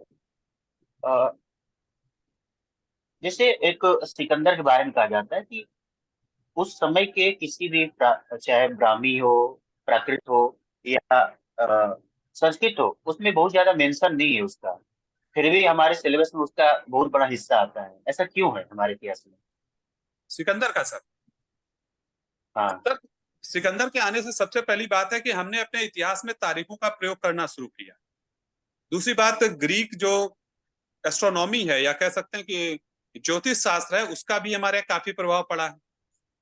और कहीं ना कहीं इतिहास लेखन में तारीख का जो प्रयोग हुआ है, इसलिए सिकंदर का प्रभाव सर मान लिया जाता है। ये बहुत बृहद स्तर पर, प्रशासन के स्तर पर तो नहीं, लेकिन तारीख के स्तर पर और ज्योतिष में जो उसके साथ आए थे उसका प्रभाव माना जा सकता है। मेगास्थनीज द्वारा जो भारतीय समाज का वर्गीकरण है उसका आधार क्या है और कितने भागों में बांटा है? भारतीय समाज का किस आधार पर बांटा है और कितने भागों में? देखिए, भारतीय समाज को अगर देखा जाए तो शुरुआत के दौर में सर कर्म के आधार पर बांटा गया था। 4 वर्ण बांटे गए, किस आधार पर? ब्राह्मण, कर्म के आधार पर, बाय वर्क, अर्ली ऋग्वैदिक पीरियड में। बट आफ्टर ऋग्वैदिक पीरियड 1000 ईस्वी के आसपास, उसके बाद में जब सोसाइटी काफी कॉम्प्लेक्स या जटिल हो गई तो कर्म की जगह ये चीजें जन्म आधारित हो गई। जन्म आधारित के बाद ये वर्ण जातियों में बंटने लगे, जातियां उपजातियों में बंटने लगी। उसके बाद ये जातियों का अगर देखा जाए तो क्षेत्र के हिसाब से, कर्म के हिसाब से ये पूरा विभाजन होता ही चला गया। मेरा शायद आप प्रश्न नहीं समझ। मैंने कहा कि जो मेगास्थनीज का बंटवारा है उसका आधार क्या है और कितने भागों में बांटा गया है? मेगास्थनीज, सॉरी सर, मेगास्थनीज का जितना भी सर बंटवारा है वो यहाँ के वर्गों को ही वो जातियां समझ बैठे, चाहे वो दार्शनिक हो, चाहे वो सभासद हो, या फिर सैनिक हो, शिल्पकार हो, कृषक, वो जो कार्य करने वाले थे उस कार्य को ही उसने जातियां समझ बैठा। क्योंकि वो था सर यूनान का, तो यूनान का वो व्यक्ति यहाँ की जात सिस्टम को नहीं समझ पाया, उसने जो वर्ग थे वर्ग को ही जाति इंडिकेट कर दिया है सर। विवेक जी, मैं डिस्टर्ब कर रहा हूँ बीच में। जी जी आपने इतिहास वास्तव में पढ़ा है सर कभी? जी सर, पढ़ा। क्योंकि इतिहास को मतलब आप चूंकि आरो हैं, हम लोग तो मतलब बैठे यहाँ पर, कोई दिक्कत नहीं है। मान लो हम लोग तो कुछ दिक्कत नहीं, आप बोर्ड में जाएंगे और इस इतिहास को इस तरह बताएंगे तो आपको दिक्कत होगी, मैं इससे पूछ रहा हूँ। अच्छा अच्छा। और आप एशियन हिस्ट्री से है और आप अपना मेगास्थनीज को बता पा रहे हैं सही से कि वर्ग उसने क्या कहा, उस जाति कब कहा, उसने क्यों दार्शनिक, किसान, अहिर, कृषक, सभासद, मित्र को क्यों कहा। क्योंकि मैं तो अभी मतलब ये नहीं बताऊंगा कि क्या है, प्लीज। मैं इसलिए कर रहा हूँ क्योंकि आप आरो हैं, आपसे अपेक्षाएं ज्यादा रहेंगी बोर्ड को, और हम चाहते हैं कि आप एसडीएम बने तो हम आपके यहाँ घूमने भी आए, क्योंकि आप तो, लेकिन ये जो बहुत ज्यादा आप ओवरलैप मत करिए, क्योंकि अगर नहीं आ रहा है तो जो पहले आप उससे ही मतलब ये हिस्ट्री की दिक्कत व्याख्या मत करिए, ये इसका आंसर ये नहीं है ना। क्योंकि अनुज सर भी बैठे हैं, लगातार इंटरव्यू आईएएस के दिए और अभी पीछे से दिखा रही है, मैं भी हिस्ट्री से प्रोफेसर रहा हूँ, जेआरएफ मेरा भी हिस्ट्री से है, तो मतलब इतिहास सर का भी हिस्ट्री से नेट जेआरएफ है जो सामने बैठे हुए हैं। तो अगर नहीं मालूम है तो उसको फिर घुमाइए मत, क्योंकि आप ऑलरेडी पीसेस में है ना, इसलिए मैं कर रहा हूँ। बाकी कोई कैंडिडेट होता मुझे टोकता नहीं बीच में, उससे मैं कहता बोलते रहो। नहीं सर, सर सुधार के लिए ही तो मैंने ज्वाइन करना चाहा, क्योंकि इधर वर्क करते रहे तो टाइम ही नहीं मिल पाता था, 1 साल से पढ़ाई भी नहीं हो रही, तो हमने कहा इंटरव्यू दे देंगे तो कमियां पता चल जाएंगी मुझे। तो बस वही है कि देखो सर हाँ रंजी सर बताए, कुछ कह रहे हैं रंजी सर? जी हाँ देखिए विवेक जी, क्वेश्चन तो हाँ। हम लोगों ने लगभग कर लिए, इतने में आपको जज कर लिया। आप एक तो चूंकि जॉब में है तो जॉब का जो कॉन्फिडेंस होता है चेहरे पर वो दिख रहा है, लेकिन ये ओवर कॉन्फिडेंस दिख रहा है बोर्ड के हिसाब से। ठीक। मतलब आप, और ये भी आप नहीं बोलेंगे जाते जाते कि सर हमारा घूमने का मन है या तीर्थ है तो उत्तराखंड हम आना चाहते हैं, वो कहेंगे जी, फिर जी, आप घूमिए, ये इसका नहीं मतलब है ना। क्योंकि आप तो अच्छी जॉब में, जॉब मिल जाए बेहतर है, लेकिन अभी चूंकि हो सकता है आप नए नए हैं, आपने जॉब में आपको टाइम नहीं मिल पा रहा होगा वहाँ पर आरो में, थोड़ा सा पढ़िए। एक तो आप अपना सब्जेक्ट भी भूल गए हैं, दूसरा जी, उत्तराखंड बिल्कुल आपको बिल्कुल भी नहीं पता है, आप डिस्ट्रिक्ट नहीं बता पा रहे हैं, प्रयाग नहीं बता पा रहे हैं, कौसानी आप घूमने गए 2-2 बार, मुनस्यारी आप घूमने गए। तो मैं ये नहीं करूँगा कि आपको हम लोग होपलेस करेंगे, आपको हम प्रोत्साहित करें, अपना समय इंटरव्यू लंबा है, परीक्षा वाली बिरावत मिलते हैं, परीक्षा वाली ले लीजिए उत्तराखंड वाली, वो लोकल आप 1-2 घंटे को पढ़ लीजिए। जी जी बाई लाख बोलने का तरीका आपका अच्छा है, क्योंकि आप आरो में है तो बोलने में कोई दिक्कत नहीं, कॉन्फिडेंस आपका बहुत बेहतर है वो आपको। लेकिन दूसरी बात यह है कि आप सुनिए भी सामने वाले की बात, क्या क्या रहा है। रंजीत सर पूछ कुछ और रही है हिस्ट्री में, आप उत्तर कुछ और दे रहे हैं। वो पूछ रहे हैं कि अनु सर ने पूछा कि इलाहाबाद के पास कुछ साइड बताइए, क्योंकि आप तो हिस्ट्री से हैं, कहाँ बेलन घाटी है वो तो सिंधु घाटी से बता मतलब ही नहीं रखती, वो तो पूरा प्राचीन काल, सनौली कहाँ बागपत में हो गया है ना, तो ये तो कौशाम्बी अलग हो गई। तो और आप चूंकि इतिहास से हैं है ना, तो ये चीज नहीं करिए। मैं ये कहूंगा एक बार अभी दोहरा लीजिए, इंटरव्यू आपका भी 15-20 दिन बाद होगा, बाकी कोई डाउट होगा मिलेंगे आपसे, और आप अच्छी जॉब में, हम दुआ करेंगे आप बेहतर बनो। अनु सर प्लीज, रंजीत सर बताइए। Thank you sir, thank you. हाँ अनु सर प्लीज। विवेक जी, आप ऑलरेडी काफी अच्छी जॉब में हैं ही, और सर ने बोला कि आपसे एक्सपेक्टेशन ज्यादा है, थोड़ा सा अप्रोच आपका कैजुअल लग रहा है। हो सकता है मतलब वो इस वजह से भी हो कि आपको लग रहा है कि अभी हमारे हम उम्र लोग या हमारी जैसी जॉब वाले लोग हमारा इंटरव्यू ले रहे हैं, तो हो सकता है आप इस वजह से कैजुअल। सर लेकिन नहीं, मैं ऐसे ही, कोई ऐसा नहीं, मैं वैसे ही मतलब एज ए सजेशन, तो इतना मतलब कैजुअल मत रहिए। अच्छी बात है, आपका कॉन्फिडेंस है, बहुत अच्छी चीज है, आपकी मुस्कुराहट भी है, बहुत अच्छी चीज है। लेकिन जब आप सॉरी कह रहे हैं तो फिर वो सॉरी का भाव होना चाहिए चेहरे पे, फिर वो मुस्कुराहट वाला भाव नहीं होना चाहिए। और कोई बेसिक सा क्वेश्चन आपको नहीं आ रहा, कोई बड़ी बात नहीं, सबके साथ ऐसा होता है, सभी लोग इंटरव्यू दिए, मुझे भी कई बार बेसिक चीजें नहीं आती थी। लेकिन जब कोई चीज हमें ना आ रही हो और अगर हम सॉरी बोल रहे हैं, फिर चेहरे पे सॉरी वाला भाव होना चाहिए, फिर चेहरे पे मुस्कुराहट वाला भाव नहीं होना चाहिए, ठीक है। तो थोड़ा सा उस पर आपको काम करना है, और थोड़ी सी समय निकाल के पढ़ाई भी कर लीजिए, स्टेट स्पेसिफिक जो चीजें हैं। और ये चीज बहुत पॉजिटिव रहती है, जब आप ऑलरेडी जॉब में होते हो तो कॉन्फिडेंस होता है आपके पास, बोलने का लहजा आपका अच्छा है, बोर्ड को भी एक ये मैसेज जाता है कि एक सर्टेन लेवल तक आप हो, कुछ ही पोस्ट हैं जो आपसे बेहतर हैं, उनके लिए आप ट्राई कर रहे हो, तो आपके बारे में पहले से ही एक पॉजिटिव एक माइंडसेट तैयार हो जाता है बोर्ड का, बस आपको उसी को आगे ले जाना है। तो थोड़ा सा अप्रोच जो है वो कैजुअल की जगह थोड़ा सा आपको सिंसियरिटी दिखानी है चेहरे पे लाके, थोड़ा सा आपको पढ़ाई करनी है इन चीजों पे लेके, बाकी आपका बढ़िया रहेगा। सबसे मेन कॉन्फिडेंस का गेम है, वो ऑलरेडी है आपके पास, तो अच्छा आशा करते हैं कि आपके साथ और अच्छा रहेगा, आप अच्छा करेंगे। Ranjit sir please. Sir same चीज है सर के पास, जो मैंने कहा कि शब्द और एक्सप्रेशन दोनों मिलने चाहिए। वो सर पॉजिटिव हैं, काफी कॉन्फिडेंट दिख रहे हैं, ठीक है। लेकिन जब सॉरी बोल रहे हैं तो चेहरे का भाव भी इस तरह होना चाहिए। और वही सेम चीज कि थोड़ा जवाब में सटीकता चाहिए। अगर कोई प्रयाग के आसपास पूछ रहा है, साइट पूछ रहा है, तो प्रतिष्ठानपुर हो जाएगा, मगहा हो जाएगा, ये सब बेलन घाटी बहुत दूर है प्रतिष्ठानपुर से, तो थोड़ा सा आंसर में प्रिसाइज और सटीकता होनी चाहिए। ठीक है विवेक जी, हम लोग ओके, थैंक यू सर। कब है आपका इंटरव्यू? अभी तो सर इस फेज में है ही नहीं, सेकंड फेज में होगा शायद। दोबारा होगा तो दोबारा भी बुलाएंगे आपको। हाँ बिल्कुल जोड़ नेक्स्ट लेंगे, टाइम दोबारा आपको बेहतर मिलूंगा। बिल्कुल बिल्कुल। और हो सकता है इलाहाबाद में मुलाकात करें आपसे आके, हम आते रहते हैं तो आपसे मिलते हैं कभी उधर। ठीक है विवेक जी, चलिए ठीक है, best of luck. Good night sir. Okay okay, आप क्विट कर दीजिए। आप बेटा कोई है तो नहीं, और हम लोग सर एक कैंडिडेट है अंकिता करके। अच्छा, मेरे को उनको जोड़ लो, भी बहुत देर से है। अनु सर अगर टाइम हो 10 मिनट तो जोड़े, नहीं जोड़े बताइए, क्योंकि आपका ठीक है, कर लीजिए आप जोड़ लीजिए, लास्ट कैंडिडेट जोड़ लीजिए, क्योंकि अनु सर का टाइम हो रहा है, कभी उनको परेशान करे बेचारे भी। मैं आज लखनऊ तक गया हूँ, वापस आया हूँ अभी शाम को, कल फिर जाना है, परसों फिर जाना है चलिए कर डेली लीजिए यात्रा हो रहा है सर। जोड़ लीजिए लास्ट कैंडिडेट। एडमिट करूं सर? हाँ बिल्कुल।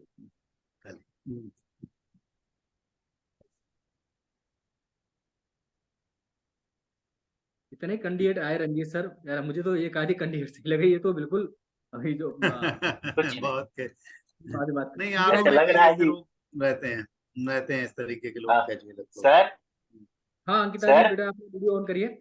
हाँ अभी ठीक है सर, मेरी आवाज आ रही है?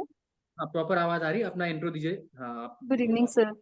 गुड इवनिंग सर मेरी सर बेसिक एजुकेशन जो है मेरी 10th मेरी उत्तराखंड लोहाघाट से हुई है सर। 12th मेरी डीएवी हरिद्वार से हुई है। तो उसके पश्चात मैंने बैचलर्स इन आर्किटेक्चर में अपनी ग्रेजुएशन करी है, जो मैंने उत्तर प्रदेश टेक्निकल यूनिवर्सिटी लखनऊ से की है। और सर उसके पश्चात मैंने मास्टर्स करी है। मैंने मास्टर्स अपनी अर्बन रीजनरेशन में करी है, जो मैंने जामिया मिल्लिया इस्लामिया दिल्ली से करी है। तो उसके पश्चात मैंने कुछ वर्ष टीचिंग की जॉब में काम किया, मैं कॉलेज में पढ़ाया। और उसके बाद सर मैंने फिर अपनी तैयारी प्रारंभ कर दी। और करीब सर 2019 से 2021 के बीच में सर मैंने अवनी नाम की एक संस्था थी जो बेरीनाग पिथौरागढ़ में काम करती है। मुझे उसके बारे में सर पढ़ते हुए पता चला था, उन्हें 2018 में नारी शक्ति पुरस्कार से सम्मानित किया गया था। तो तब मुझे उसके बारे में पता चला और मैंने वहाँ अप्लाई किया। तो फिर सर 2 वर्ष के करीबन मैंने वहाँ पर काम किया। ओके जी सर। यानी कि आप बहुत बेहतर जगह से हैं, बहुत बेहतर अनुभव है आपके पास, तो फिर इस प्रशासन के क्यों आना चाह रहे हैं यहाँ पर? आराम से काम करिए, एनजीओ बढ़िया से एनजीओ अवनी है, वहाँ रहिए, टीचिंग में जाइए। जामिया में क्यों छोटी मोटी पोस्टों के लिए कहाँ आप वीडियो बन के, कहाँ आप आरओ बन के घूमेंगे वहाँ पर? है एसडीएम बन के। मुझे लगता है कि सर एनजीओ बहुत अच्छी जगह है सर। ऑब्वियसली उसमें मुझे लोगों के साथ जुड़ने का मौका मिला सर। ये लेकिन मुझे लगता है कि अगर मैं सिविल सर्विसेज में सर्व करने की मुझे अपॉर्चुनिटी मिलती है तो मैं ज़्यादा लोगों से जुड़ पाऊंगी, और जो गवर्नमेंट की पॉलिसीज है वो ज़्यादा लोगों तक पहुंचा पाऊंगी। और मुझे लगता है सर जो मेरा डाइवर्स बैकग्राउंड है वो मुझे कहीं ना कहीं इस चीज़ को कार्य मतलब ये जो डाइवर्स काम करने के लिए मदद करेगा। साथ में सर मेरी खुद की ग्रोथ करने में मुझे लगता है कि मुझे बहुत मदद मिलेगी। आप बेसिकली लोहाघाट से हैं? जी सर। तो उत्तराखंड के जो प्रथम स्वतंत्रता संग्राम सेनानी थे वो लोहाघाट के आसपास से थे, किस गांव से थे वो? तो बिसड़ गांव के थे वो। कालू मेहरा जी उनका नाम था। सर उन्होंने फर्स्ट फ्रीडम जो हमारा 1857 की क्रांति थी उसमें उन्होंने महत्वपूर्ण भूमिका निभाई थी। उन्होंने सर क्रांतिवीर नामक संगठन बनाया था। अच्छा, ठीक है, ठीक है, बहुत बढ़िया। आप जानती हैं मोहन सिंह मेहता को? सर मैंने नाम सुना है, मैं भी रिकॉल नहीं कर पा रही हूँ। भवानी सिंह रावत? जी सर, भवानी सिंह रावत को सुना है सर। उन्होंने भी सर एग्जैक्टली नहीं याद आ पा रहा है, सॉरी सर। कोई बात नहीं है। कल्याण सिंह रावत को? सर कल्याण सिंह रावत सर मैं कंफ्यूज हो रही हूँ, अगर आप मुझे अलाउ करेंगे तो ये मैती आंदोलन वाले कल्याण सिंह है। सही है। मैती आंदोलन क्या था बताइए। सर मैती आंदोलन सर कल्याण सिंह द्वारा 1996 में चलाया गया था। सर इसका उद्देश्य ये एक एनवायरनमेंट से रिलेटेड मूवमेंट था। उसमें सर उन्होंने लोगों को प्रेरित किया था। उन्होंने ग्वालदम से स्टार्ट किया था। वहां पर उन्होंने इंटर कॉलेज की जो कन्याएं थी उनके साथ वृक्षारोपण का कार्यक्रम शुरू किया था। बाद में सर उन्होंने सर बाद में उन्होंने जो जो वर वधु की शादी जैसे शादियां होती हैं तो उसमें ये किया गया कि हर जना एक वृक्ष लगाएगा और फिर उसकी सेवा करेगा, उसे आगे तक बढ़ाएगा। सर अब ये एक तरीके की प्रथा बन गई है। आप उत्तराखंड से हैं तो मुझे ये बताइए इसका नाम मैती क्यों पड़ा? मैती मूवमेंट क्यों कहते हैं इसको?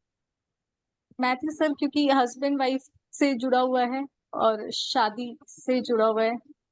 आप तो गर्ल्स हैं, समझना चाहिए भाई, लड़की के घर को मायका कहते हैं। मायका कहते हैं सर, सॉरी सॉरी जी सर, मैथी। मैथ बोलते हैं तो जी जी मैथ जी जी मैथी है ना, ये तो आपको आना जी चाहिए। जी जी जी। और इसको सर फीमेल के घर पे, लड़की के घर पे ही उगाया जाता है इसलिए जी। और बड़ी मात्रा में स्टार्ट हुए। खैर, अब जी लोहाघाट जो है, लोहाघाट में एक बुग्याल है बेसिकली। देवी धुरा का नाम आपने सुना है? जी जी सर। जी सर। देवी क्यों फेमस है देवी धुरा? सर देवीधुरा माँ बाराई मंदिर में जो रक्षाबंधन के दिन बुग्याल मेला लगता है सर, उसके लिए फेमस है। सर ये प्राचीन युद्ध, जो पाषाण युद्ध यहाँ पर होता है, ऐसा माना जाता है कि बहुत पुराने समय से यहाँ पर ये, मतलब जब से पाषाण युग रहा है तब से इस तरीके का ये यहाँ पर रहा है सर। उस युद्ध में दोनों तरफ से पत्थर मारे जाते हैं मैडम, और कुछ लोग जी जी घायल भी सर। होते हैं। जी जी एक सर। बार मैंने भाग लिया था इस युद्ध में जब बचपन में था, तो पत्थर लग के लोग घायल भी होते हैं और बड़ी वो होती है। जी फिर जी भी सर। इसको क्यों ऐसा किया जा रहा है? क्या परंपराएं हैं इसकी? सर लोगों की मान्यताएं बहुत ज्यादा उसके साथ जुड़ी हुई है, जिसको ध्यान में रख के वो करते हैं सर। लेकिन अब 2013 से सर, जहाँ तक मेरी जानकारी है, वहां से सर, क्योंकि वो चाहते थे कि ये प्रथा रहे, क्योंकि प्रथा बहुत इंपॉर्टेंट उनके कल्चर को शो करता है और उनकी बहुत सिग्निफिकेंस है वहाँ के लोग, क्योंकि कुछ सर 4 कम्युनिटीज हैं जो इसको करती हैं, पाषाण उसको। और सर इसलिए अब 2013 में सर पत्थर की जगह सर पुष्प से करना शुरू कर दिया है। अच्छा, आप बेरीनाग में आपने काम किया। उत्तराखंड बड़ी मात्रा में नागों के मंदिर है, नाग टेम्पल्स हैं। बेरीनाग भी नाग टेम्पल्स है, मैं भी गया हूँ, आप भी गई होंगी। तो जो जी जी, बेरीनाग में बेरीनाग का नाग नाग मंदिर। टेम्पल है, वो जी टेम्पल्स आपने देखा है? और किस नाग का टेम्पल है वो? जी मैंने देखा है सर, लेकिन मैं रिकॉल नहीं कर पा रही हूँ। तो नहीं कर पा रहे। कहीं अच्छा, सर वहां पर वो बेरीनाग से आगे, कॉलेज के पास ही है, उनके जो वहां पर कॉलेज जो है उसके पास ही है। जब बेरीनाग से थोड़ा आगे बढ़ती हैं तो एक वहाँ पर बहुत प्रसिद्ध गुफा है, पाताल भुवनेश्वर। जी जी सर। जी सर। गए हैं कभी पाताल भुवनेश्वर? जी जी सर। बताइए क्या खास बात है उसकी? सर वो एक लाइमस्टोन की गुफा है, और सर वहाँ पे बहुत सारी सर मान्यता है। जैसी एक तो सर वो बहुत छोटी सी है, ऐसा लगता है कि उसमें से कोई निकल नहीं पाएगा, लेकिन उसकी इतनी मतलब प्रभुता है कि कोई भी जना होता है किसी भी साइज से तो वो आराम से निकल जाता है। और सर जैसे ही हम वहाँ प्रवेश करते हैं तो हमें एरावत हाथी दिखता है, जिसमें कहा जाता है कि आप अपनी विश पूरी कर सकते हो अगर आपका कॉइन इधर से उधर चला जाता है। फिर सर हम बड़ी दूसरी मात्रा तरफ में। चलना नहीं शुरू तो आप करते हैं। विश्वास करते हैं इस पे? आप एसडीएम हो जाएंगे, मैं भी गया हूँ, तो क्या विश्वास करेंगे कि हम कॉइन डालें वहां पर जाकर के, और आप लोग अंधविश्वास को बढ़ावा देंगे वहां जाकर? सर सर ये मान्यता है, मुझे लगता है वहाँ के लोगों की। सर तो मतलब मुझे लगता है कि मैं लोग दिखने मतलब खुद। जाइए तो इरावत दिखता है, लोग बोलते हैं गंगा जी टपक रही हैं, आगे शंकर जी हैं, फिर राम, पूरा जी मतलब हाँ उसमें सर, बहुत लंबा 33 है करोड़ देवी मंदिर। देवता का सर। ये लगा जी तरह तरह की मानते हैं। अगर इस मानता को आप मानती रहेंगी तो फिर कैसे काम चलेगा? वैज्ञानिक दृष्टिकोण कहाँ बचा हमारा मौलिक कर्तव्य में? सर, हम दोनों चीजों को साथ में लेके चल सकते हैं, लेकिन वहां पर सर वो दिखता है, लोगों का मानना है, तो मुझे लगता है कि किसी के मतलब इमोशंस के साथ वो जुड़ा हुआ है तो। अच्छा, एक और लास्ट क्वेश्चन पे सर को देता हूँ टाइम पूरा। उत्तराखंड के जो प्राचीन जितने मंदिर हैं, चाहे भगवती देवी मंदिर जहाँ मैं था, बड़ी मात्रा में बलि प्रथा अभी भी जारी है। बलि जी होती है ना, सर। बलि दी जाती है नवरात्रों में। जी सर, पहले हाट ये कलिका मंदिर में बलि भी होती थी। अभी जी भी होती है बड़ी मात्रा मंदिरों में। तो जी क्यों है इसका मतलब एक तो हिंसा हो रही है, वायलेंस को आप बढ़ावा दे रहे हैं, तो क्या है, ऐसा क्यों होता है, इसका विरोध हो रहा है तब भी खत्म क्यों नहीं हो रही, क्या है इसका पर्पज? बलि प्रथा समाप्त होनी चाहिए या नहीं होनी चाहिए? कल को आप मान जी, लीजिए एसडीएम, सर होनी तहसील है चाहिए। तेजम, तेजम के एसडीएम हो गई, वहां पर एक मंदिर है, मुझे मालूम माँ भगवती का मंदिर है, बारह, वहां पर बलि प्रथा होती है, दोनों बार होती है, नवरात्र में होती है, इस बार भी और उस बार भी होती है, जी बड़ी सर, मात्रा उसका में प्रसाद भी घर घर जाके बांटा जाता है। बांटा जाता है, बाकायदा खाने को दिया जाता है, बच्चों महिलाओं सबको दिया जाता है। जी जी क्या सर। कैसे रोकेंगे आप? सर मुझे लगता है मुझे लोगों को उसके बारे में अवेयरनेस कराना चाहिए कि जिस तरीके से ह्यूमन राइट्स हैं उसी तरीके से पशुओं के भी अपने राइट्स होते हैं, हमें उनका भी ध्यान रखना चाहिए। लेकिन और वहाँ की जो लोकल कम्युनिटी है वो तो इसका विरोध करती है, आपको तो दौड़ा लेगी, आप एसडीएम होंगे या कुछ भी होंगे, तो बड़े बड़ास भी रखते हैं, आप सर कर मुझे पाएंगे लगता विरोध? है सर कोशिश तो मैं पूरी करूंगी कि मैं उन्हें कन्विंस कर सकूं इस चीज के लिए, क्योंकि हम पशु की बलि ले रहे हैं जो कि सही नहीं है। अच्छा, एक तो लास्ट क्वेश्चन, वहीं पर जहाँ पर आपने बताया वहीं पर एक हाट कालिका मंदिर है बहुत फेमस, किस जिले पर जी में है? वो किस प्लेस पे है और कभी गए हैं क्या, आपको उससे मान्यता है? सर, वो पताल भुवनेश्वर से हम 12 किलोमीटर जाते हैं तो गंगोली हाट पड़ता है, और गंगोली हाट में से वो मंदिर है। और सर आपने दूसरा क्या सवाल पूछा था, मैंने मिस कर दिया, कालिका बताती। मंदिर की मान्यता क्यों है, क्या है इसकी मान्यता? सर काली का अवतार है वहां पे जिसमें वो वहाँ जो अ, पुजारी होते हैं वो कहाँ से आते हैं? सर जो पूजा करते हैं। हाँ, सर नहीं, सॉरी सर, मुझे आइडिया नहीं। गुरना देवी का मंदिर सुना है कभी? हाँ सर, गुरुना देवी का मंदिर सर पिथौरागढ़ से जब हम चंपावत ये घाट की तरफ जाते हैं तो रास्ते में पड़ता है। चलिए कोई बात नहीं, अनु सर प्लीज, टाइम बहुत हो रहा है आपका भी ना। अंकिता जी, क्या पूरा नाम बताया आपने अपना? सर अंकिता मांगलिक। ओके। अंकिता जी, अपने नाम से ही कुछ अन्य महिलाओं के नाम बताइए जो डिफरेंट क्षेत्र में जिन्होंने काफी पॉपुलैरिटी हासिल की है, like art and culture, games and sports, कुछ महिलाओं के नाम बताइए जिनके नाम में अंकिता, फर्स्ट नेम जिनका अंकिता है। सर अभी तो मैं कोई याद नहीं कर पा रही किसी हूँ। का नाम आपने नहीं सुना है? तो चलिए सुना कोई तो नहीं। है, बट ओके। मुझे अभी याद नहीं आ पा रहा है।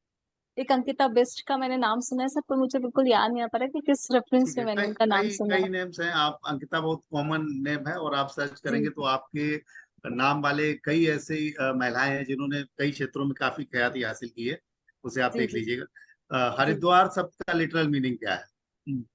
सर हरि का द्वार, कि हम भगवान के घर के प्रवेश द्वार है वो।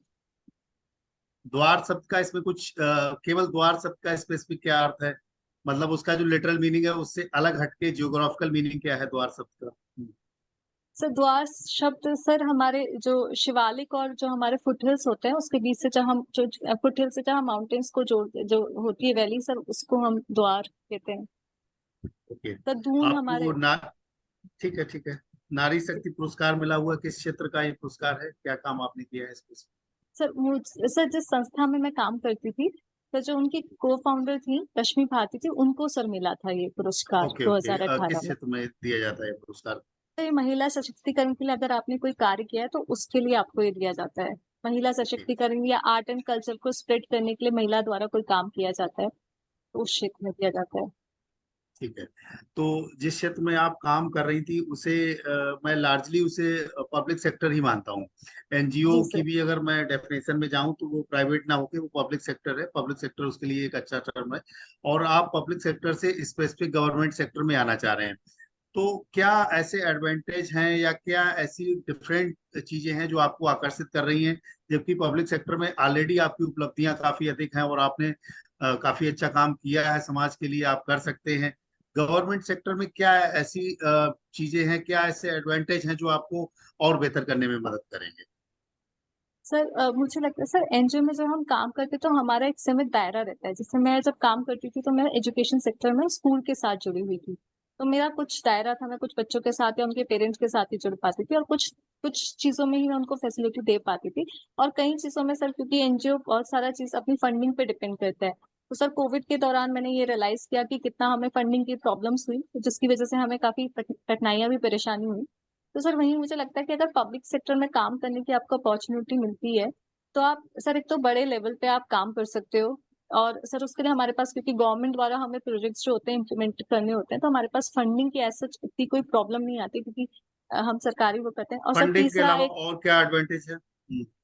सर एक अपना फंडिंग पर्सनल कैसे? भी मैं कहना चाहूंगी कि एक अपनी भी आपको स्टेबिलिटी मिलती है लाइफ जी। में, जो कि सर एनजीओ में कहीं ना कहीं नहीं थी, कि अगर उनके पास नहीं हुआ, जैसे कुछ समय ऐसा हुआ कि हम लोग को बिना सैलरी के भी काम करना पड़ा। तो मुझे लगता है कि एक स्टेबिलिटी आपकी लाइफ में वो भी इम्पोर्टेंट एस्पेक्ट है। और सर दूसरा, फील्ड डाइवर्सिटी बहुत ज्यादा हो जाती है आपकी, आप बहुत सारे चीजों को कर सकते हैं।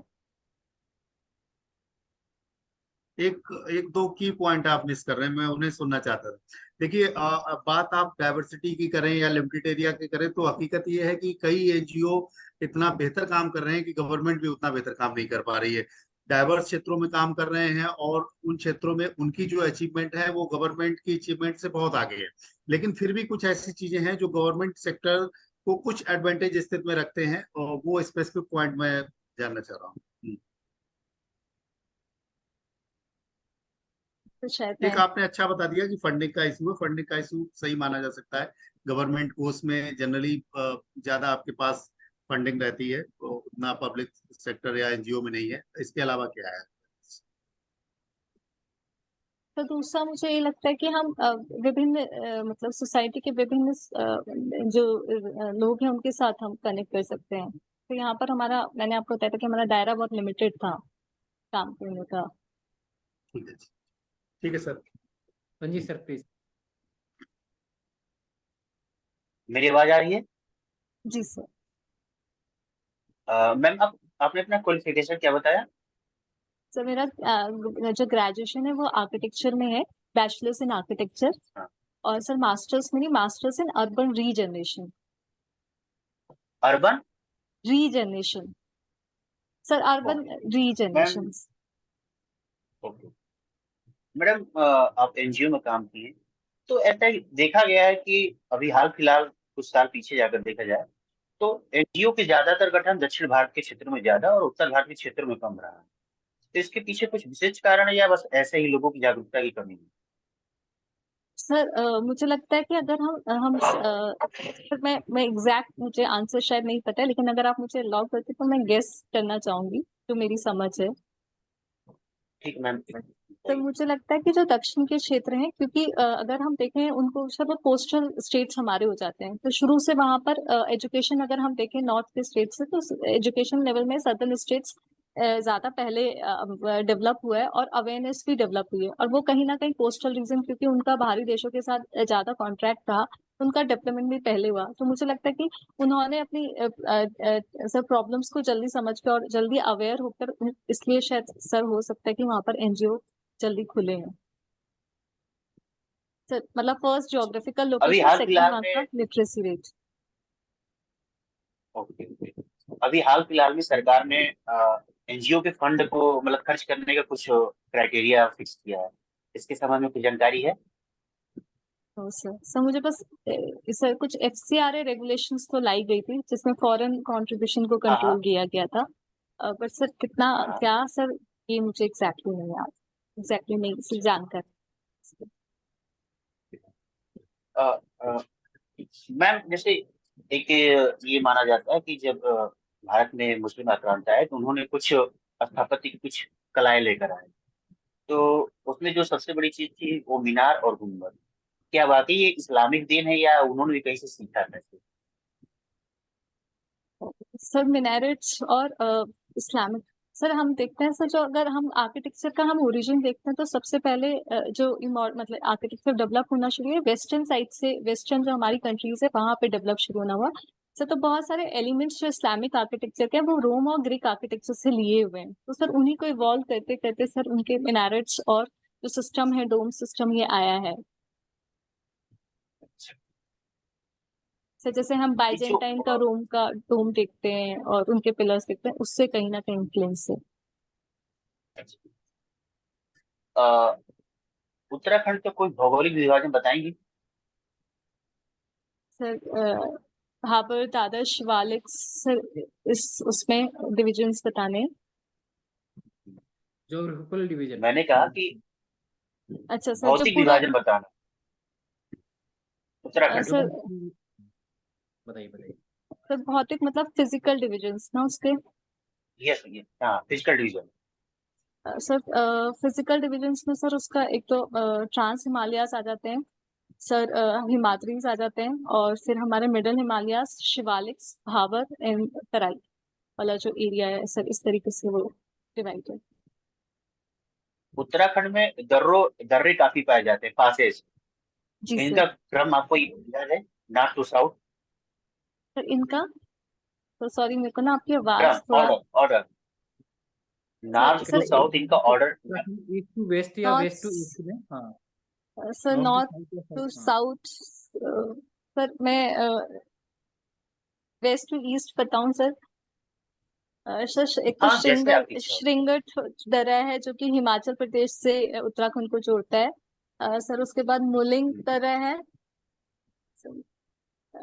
फिर सर मैं और याद नहीं कर पा रही हूँ, उत्तरकाशी के बहुत सांगशाला दर्रा है उत्तरकाशी में ही। तो उसके बाद नीति दर्रा, माणा दत्ता, माणा दर्रा, फिर ये पिथौरागढ़ में आता है सर, ताल ताल लिप, सर मैं याद नहीं कर पा रही हूँ, sorry sir. Lipu lake, Lipu lake, Lipu, हाँ सर, लिपू तो एकदम ईस्ट में हो जाता है, जी जी, लिपू दर्रा। लिपू लेक। अभी भारत और नेपाल के बीच में हाल फिलहाल में लिपू लेक के आसपास के क्षेत्रों को लेकर विवाद रहा है। उस एरिया कौन सा है और कारण क्या है? सर जो हमारा काला पानी, जो सर हमारी ये रिवर ओरिजिनेट होती है, काली रिवर, सर ये लिपुलेख के पास से काला पानी एक जगह वहां पर ओरिजिनेट होती है। तो अभी कुछ समय पहले नेपाल ने अपना एक मैप निकाला जिसमें उन्होंने ये दिखाया कि जो काली रिवर का ओरिजिन है, ये लिपुलेख काला पानी वाला जो रीजन है, उन्होंने अपने एरिया में दिखाया सर, जिसको लेके एक विवाद हुआ था कि जो काला पानी, ये जो सर एरिया है काली रिवर का ओरिजिन है, ये इंडिया में आता है।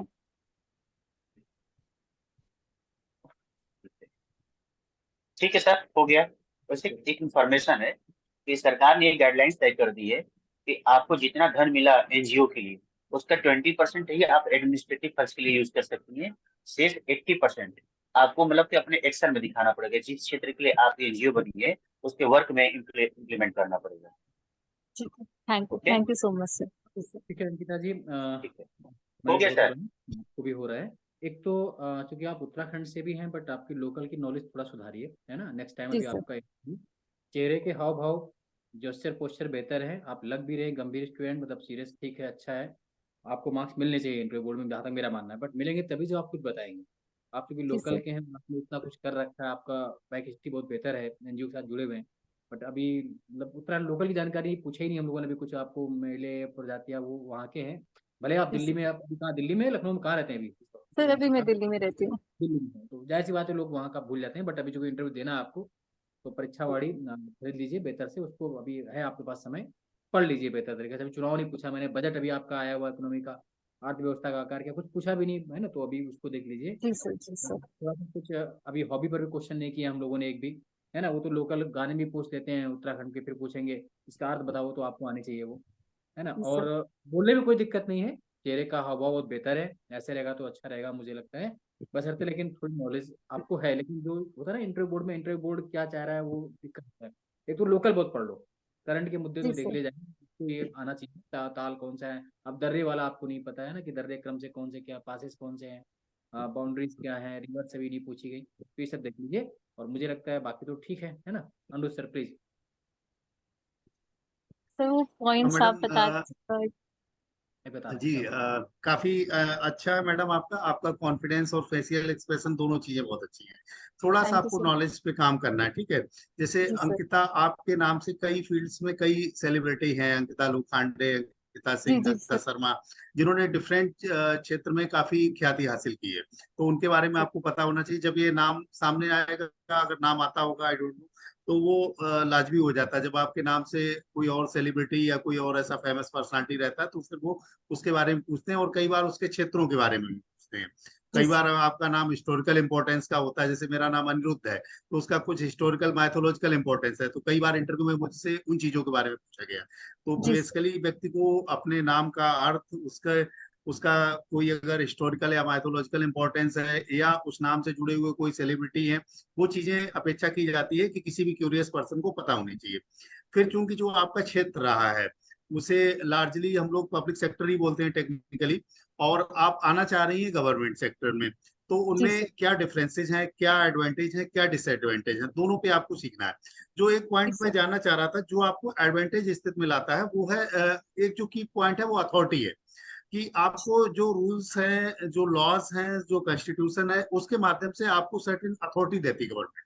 जैसे कि जी मैं सर। बहुत छोटा एग्जांपल दूं, सपोज आप ट्रैफिक मैनेजमेंट में काम करना चाह रहे हैं, ठीक है, आप 100 लोगों को लगा दीजिएगा एक तरफ, एनजीओ के या वॉलंटियर, आप 100 लोगों को लगा दीजिए। आप ट्रैफिक का एक कांस्टेबल खड़ा कर दीजिए। एक कांस्टेबल ज्यादा प्रभावी होता है, क्योंकि उसके पीछे उसके पास अथॉरिटी है, वो जी अथॉरिटी सर। से काम कर रहा है। जो 100 लोग काम कर रहे हैं, वो वॉलंटियर्स हैं, वो बहुत मेहनत करें, लेकिन लोग उनकी बात नहीं मानेंगे, क्योंकि उनके पास वो अथॉरिटी नहीं है। जब आप गवर्नमेंट सेक्टर में हो, तब आप किसी काम को स्टेट की अथॉरिटी के साथ में करते हो, तब आप स्टेट का एक पार्ट। जी ये सर। एक मेजर डिफरेंस है जो आपको एडवांटेज स्थिति में ले जाता है। बाकी फंडिंग या मैन पावर जैसे डिफरेंसेज आज के समय में नहीं है। फंडिंग, मैन पावर एनजीओज के पास भी बहुत है, लेकिन एक जो की पॉइंट है, जो अथॉरिटी जो आपको मिलती है कानूनों से, कॉन्स्टिट्यूशन से, वो अथॉरिटी अभी उस सेक्टर के पास नहीं है, ना होगी वो। तो वो चीज डिफरेंस क्रिएट करती है। आप एक डिप्टी जी सर। कलेक्टर हो सपोज, और अदरवाइज आप कोई काम करना चाहो, तब आपके लिए मुश्किल है। इलेक्शन आप कंडक्ट कराते हो, आप एक पर्सनालिटी हो, क्योंकि आप में वेस्टेड है स्टेट की अथॉरिटी, इसलिए आप जी उस सर। चीज को इफेक्टिवली कर लेते हो। ठीक है, तो जी ये डिफरेंसेस कि आप जो काम कर रहे थे, जो काम आप करने जा रहे हो, दोनों में क्या डिफरेंसेस है। कुछ चीजें वहां भी बहुत अच्छी हैं, उनके बारे जी में भी अभी मैं उतना डिटेल में नहीं जा पाऊंगा। कुछ चीजें ऐसी हैं जिन्हें आप वहां पे भी रह के बेहतर कर सकते हो, लेकिन चूंकि आप इसमें आना चाह रहे हो, तो क्या उसके रीजंस हैं, वो आप फिर आप इस प्रकार से बताओगे। जो चीजें आप कह रहे हो कि डाइवर्सिटी ज्यादा मिल जाएगी या कुछ ऐसा, वो चीजें बहुत आज के समय में सुपरफिशियल है। डाइवर्सिटी कई बार नहीं मिलती है आपको। बहुत सारे ऐसे पद मिल जाएंगे मोनोटोनस टाइप के गवर्नमेंट में, जहां आप कुछ भी डाइवर्स नहीं कर पाओगे।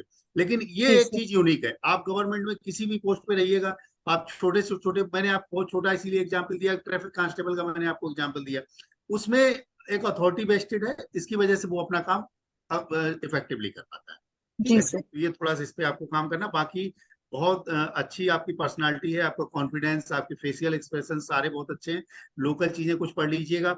जिस सेक्टर को छोड़ के आप जिसमें आना चाह रहे हैं, दोनों में एक कंपैरिजन क्या है, कंपैरिजन में फिर दोनों ही चीजें आती हैं, प्लस माइनस, उधर एडवांटेज या डिसएडवांटेज क्या है, उन पे थोड़ा सा आप काम कर लीजिएगा और बहुत अच्छा रहेगा। Thank you Ranjit so sir. Much. Ranjit sir. Sir same चीज है, एक्सप्रेशन मैन का बेहतर है। प्लस जिस सेक्टर में इन्होंने काम किया है उसकी भी पूरी बैकग्राउंड हिस्ट्री आनी चाहिए। जैसे आप एनजीओ में काम किए हैं, इसकी हिस्ट्री क्या है, और जब आप स्विच दूसरे में कर रही हैं तो उसके पीछे भी एक कंसोलिडेटेड रीजन होना चाहिए। ठीक है, ठीक है। बाकी जी समझने में सर। अच्छा है। हाँ, ये कहूंगा कि थोड़ा सा आप अपना लोकल नॉलेज और कंसोलिडेट कीजिए, जी क्योंकि जी सर ने सर। आपको बहुत ज्यादा क्वेश्चन पूछा, आपको बस टचिंग मालूम था, उसका डीप नहीं मालूम था। जी सर। और ये जो प्रश्न सर ने पूछा आपसे कि मान्यताएं हैं और ये है, तो एक है भारतीय अनुच्छेद का, भारतीय संविधान का अनुच्छेद 13 है, उसमें रूढ़ी मान्यताओं को भी समय समय पर जगह जगह के हिसाब से प्रेफरेंस दिया जाता है। तो आप उसको कंसोलिडेट करने के लिए उसका मेंशन कर सकती हैं। बाकी जागरूकता के माध्यम से इस तरह के रूढ़ियों को दूर करेंगे। जी सर। जी अंकिता सर। जी, ठीक है, ओके। बेहतर है। अभी आपका इंटरव्यू बाद में दोबारा भी लेंगे, और हम आपसे जी उम्मीद सर। करेंगे कि आपका हो और बाल मिठाई का डिब्बा हम लोगों को मिले, है ना। जी sir. Thank you so much sir. फिर जी आते हैं, सर। ठीक है, निकल जाए, थैंक यू सो मच ठीक है, सर। ओके मैडम, ठीक है। क्योंकि नया है ना। ठीक है, चलिए। ठीक है, आप मुझे निकल जाइए मैडम, फिर कर लीजिए। हो गया सर। हाँ बिल्कुल सर। ठीक है सर। ठीक है सर। गुड कल नाइट सर। सर कल करते हैं। मैं तो सर काफी समय बाद सर स्टूडियो कुछ में वापस इधर भाभी जी कह रहे होंगे अनुपम सर को भी फुर्सत नहीं मिलती है, अरे वो डांटेंगे बाद में। अनुपम सर, अरे अनु सर अभी सुबह गए थे अनुपम लखनऊ, सर, लखनऊ घूम के 9 बजे घर पहुंचे। मैंने कहा सर इंटरव्यू लेना है। सर इतने हम्बल, तुरंत तैयार हो गए। भाभी जी सोच रहे होंगे ये तो कुछ करते नहीं। हाँ, अनु सर को भी नहीं करते थे। नहीं नहीं, आपकी भी चलिए। एनिवर्सरी है, आपका तो और बिजी रहना चाहिए था आपको, लेकिन आप इधर समय दे रहे हैं, अच्छी बात है, बढ़िया है। अरे सर मैं कहाँ तो हो। अरे सर आज का एनिवर्सरी है, बताए नहीं। हाँ, बताया नहीं है, देखिए। ये तो भाई पार्टी की स्किप कर लेगी सर। बताइए, हाँ, हम तो तो बगल में सर हैं। आए, सर आ रहे हैं इलाहाबाद, अभी आएंगे। फरगाव तो पार्टी देते हैं उस दिन। हालांकि मैं अकेला हूँ रूम बढ़िया में, है। घर में अकेला ही हूँ आज अभी। चलिए ठीक है सर, गुड नाइट। मतलब मुझे तो आप स्किप कर ठीक है। दिए। नहीं नहीं, हाँ, किसी को नहीं किए। ठीक है ठीक है, सर, ठीक। ठीक है गुड सर। नाइट। ठीक ओके, है sir, good night sir. Bye bye. प्रणाम सर। प्रणाम। ठीक है, अब इसका कुछ रिकॉर्डिंग हुई है ना कि नहीं हुई है? हाँ जी हुई है, पूरी हुई है। तो एक आध अभी तो नहीं, एक दो स्क्रीनशॉट भेजना। हालांकि आज जितने इंटरव्यू ले यार, एक आध तो ठीक थे, लेकिन एक दो तो बिल्कुल मतलब ऐसे ही थे कि मैं एडिट कर दूंगा सर वो। हाँ ठीक है, तुम्हारा वो टाइम लिया हमने, है ना? कोई बात नहीं सर, वो पता चल गया, वो शायद डेट आगे बढ़ गई है उसकी अभी। किसकी? पीसीएस की डेट आगे बढ़ गई, यूपी पीसीएस की। आगे है क्या?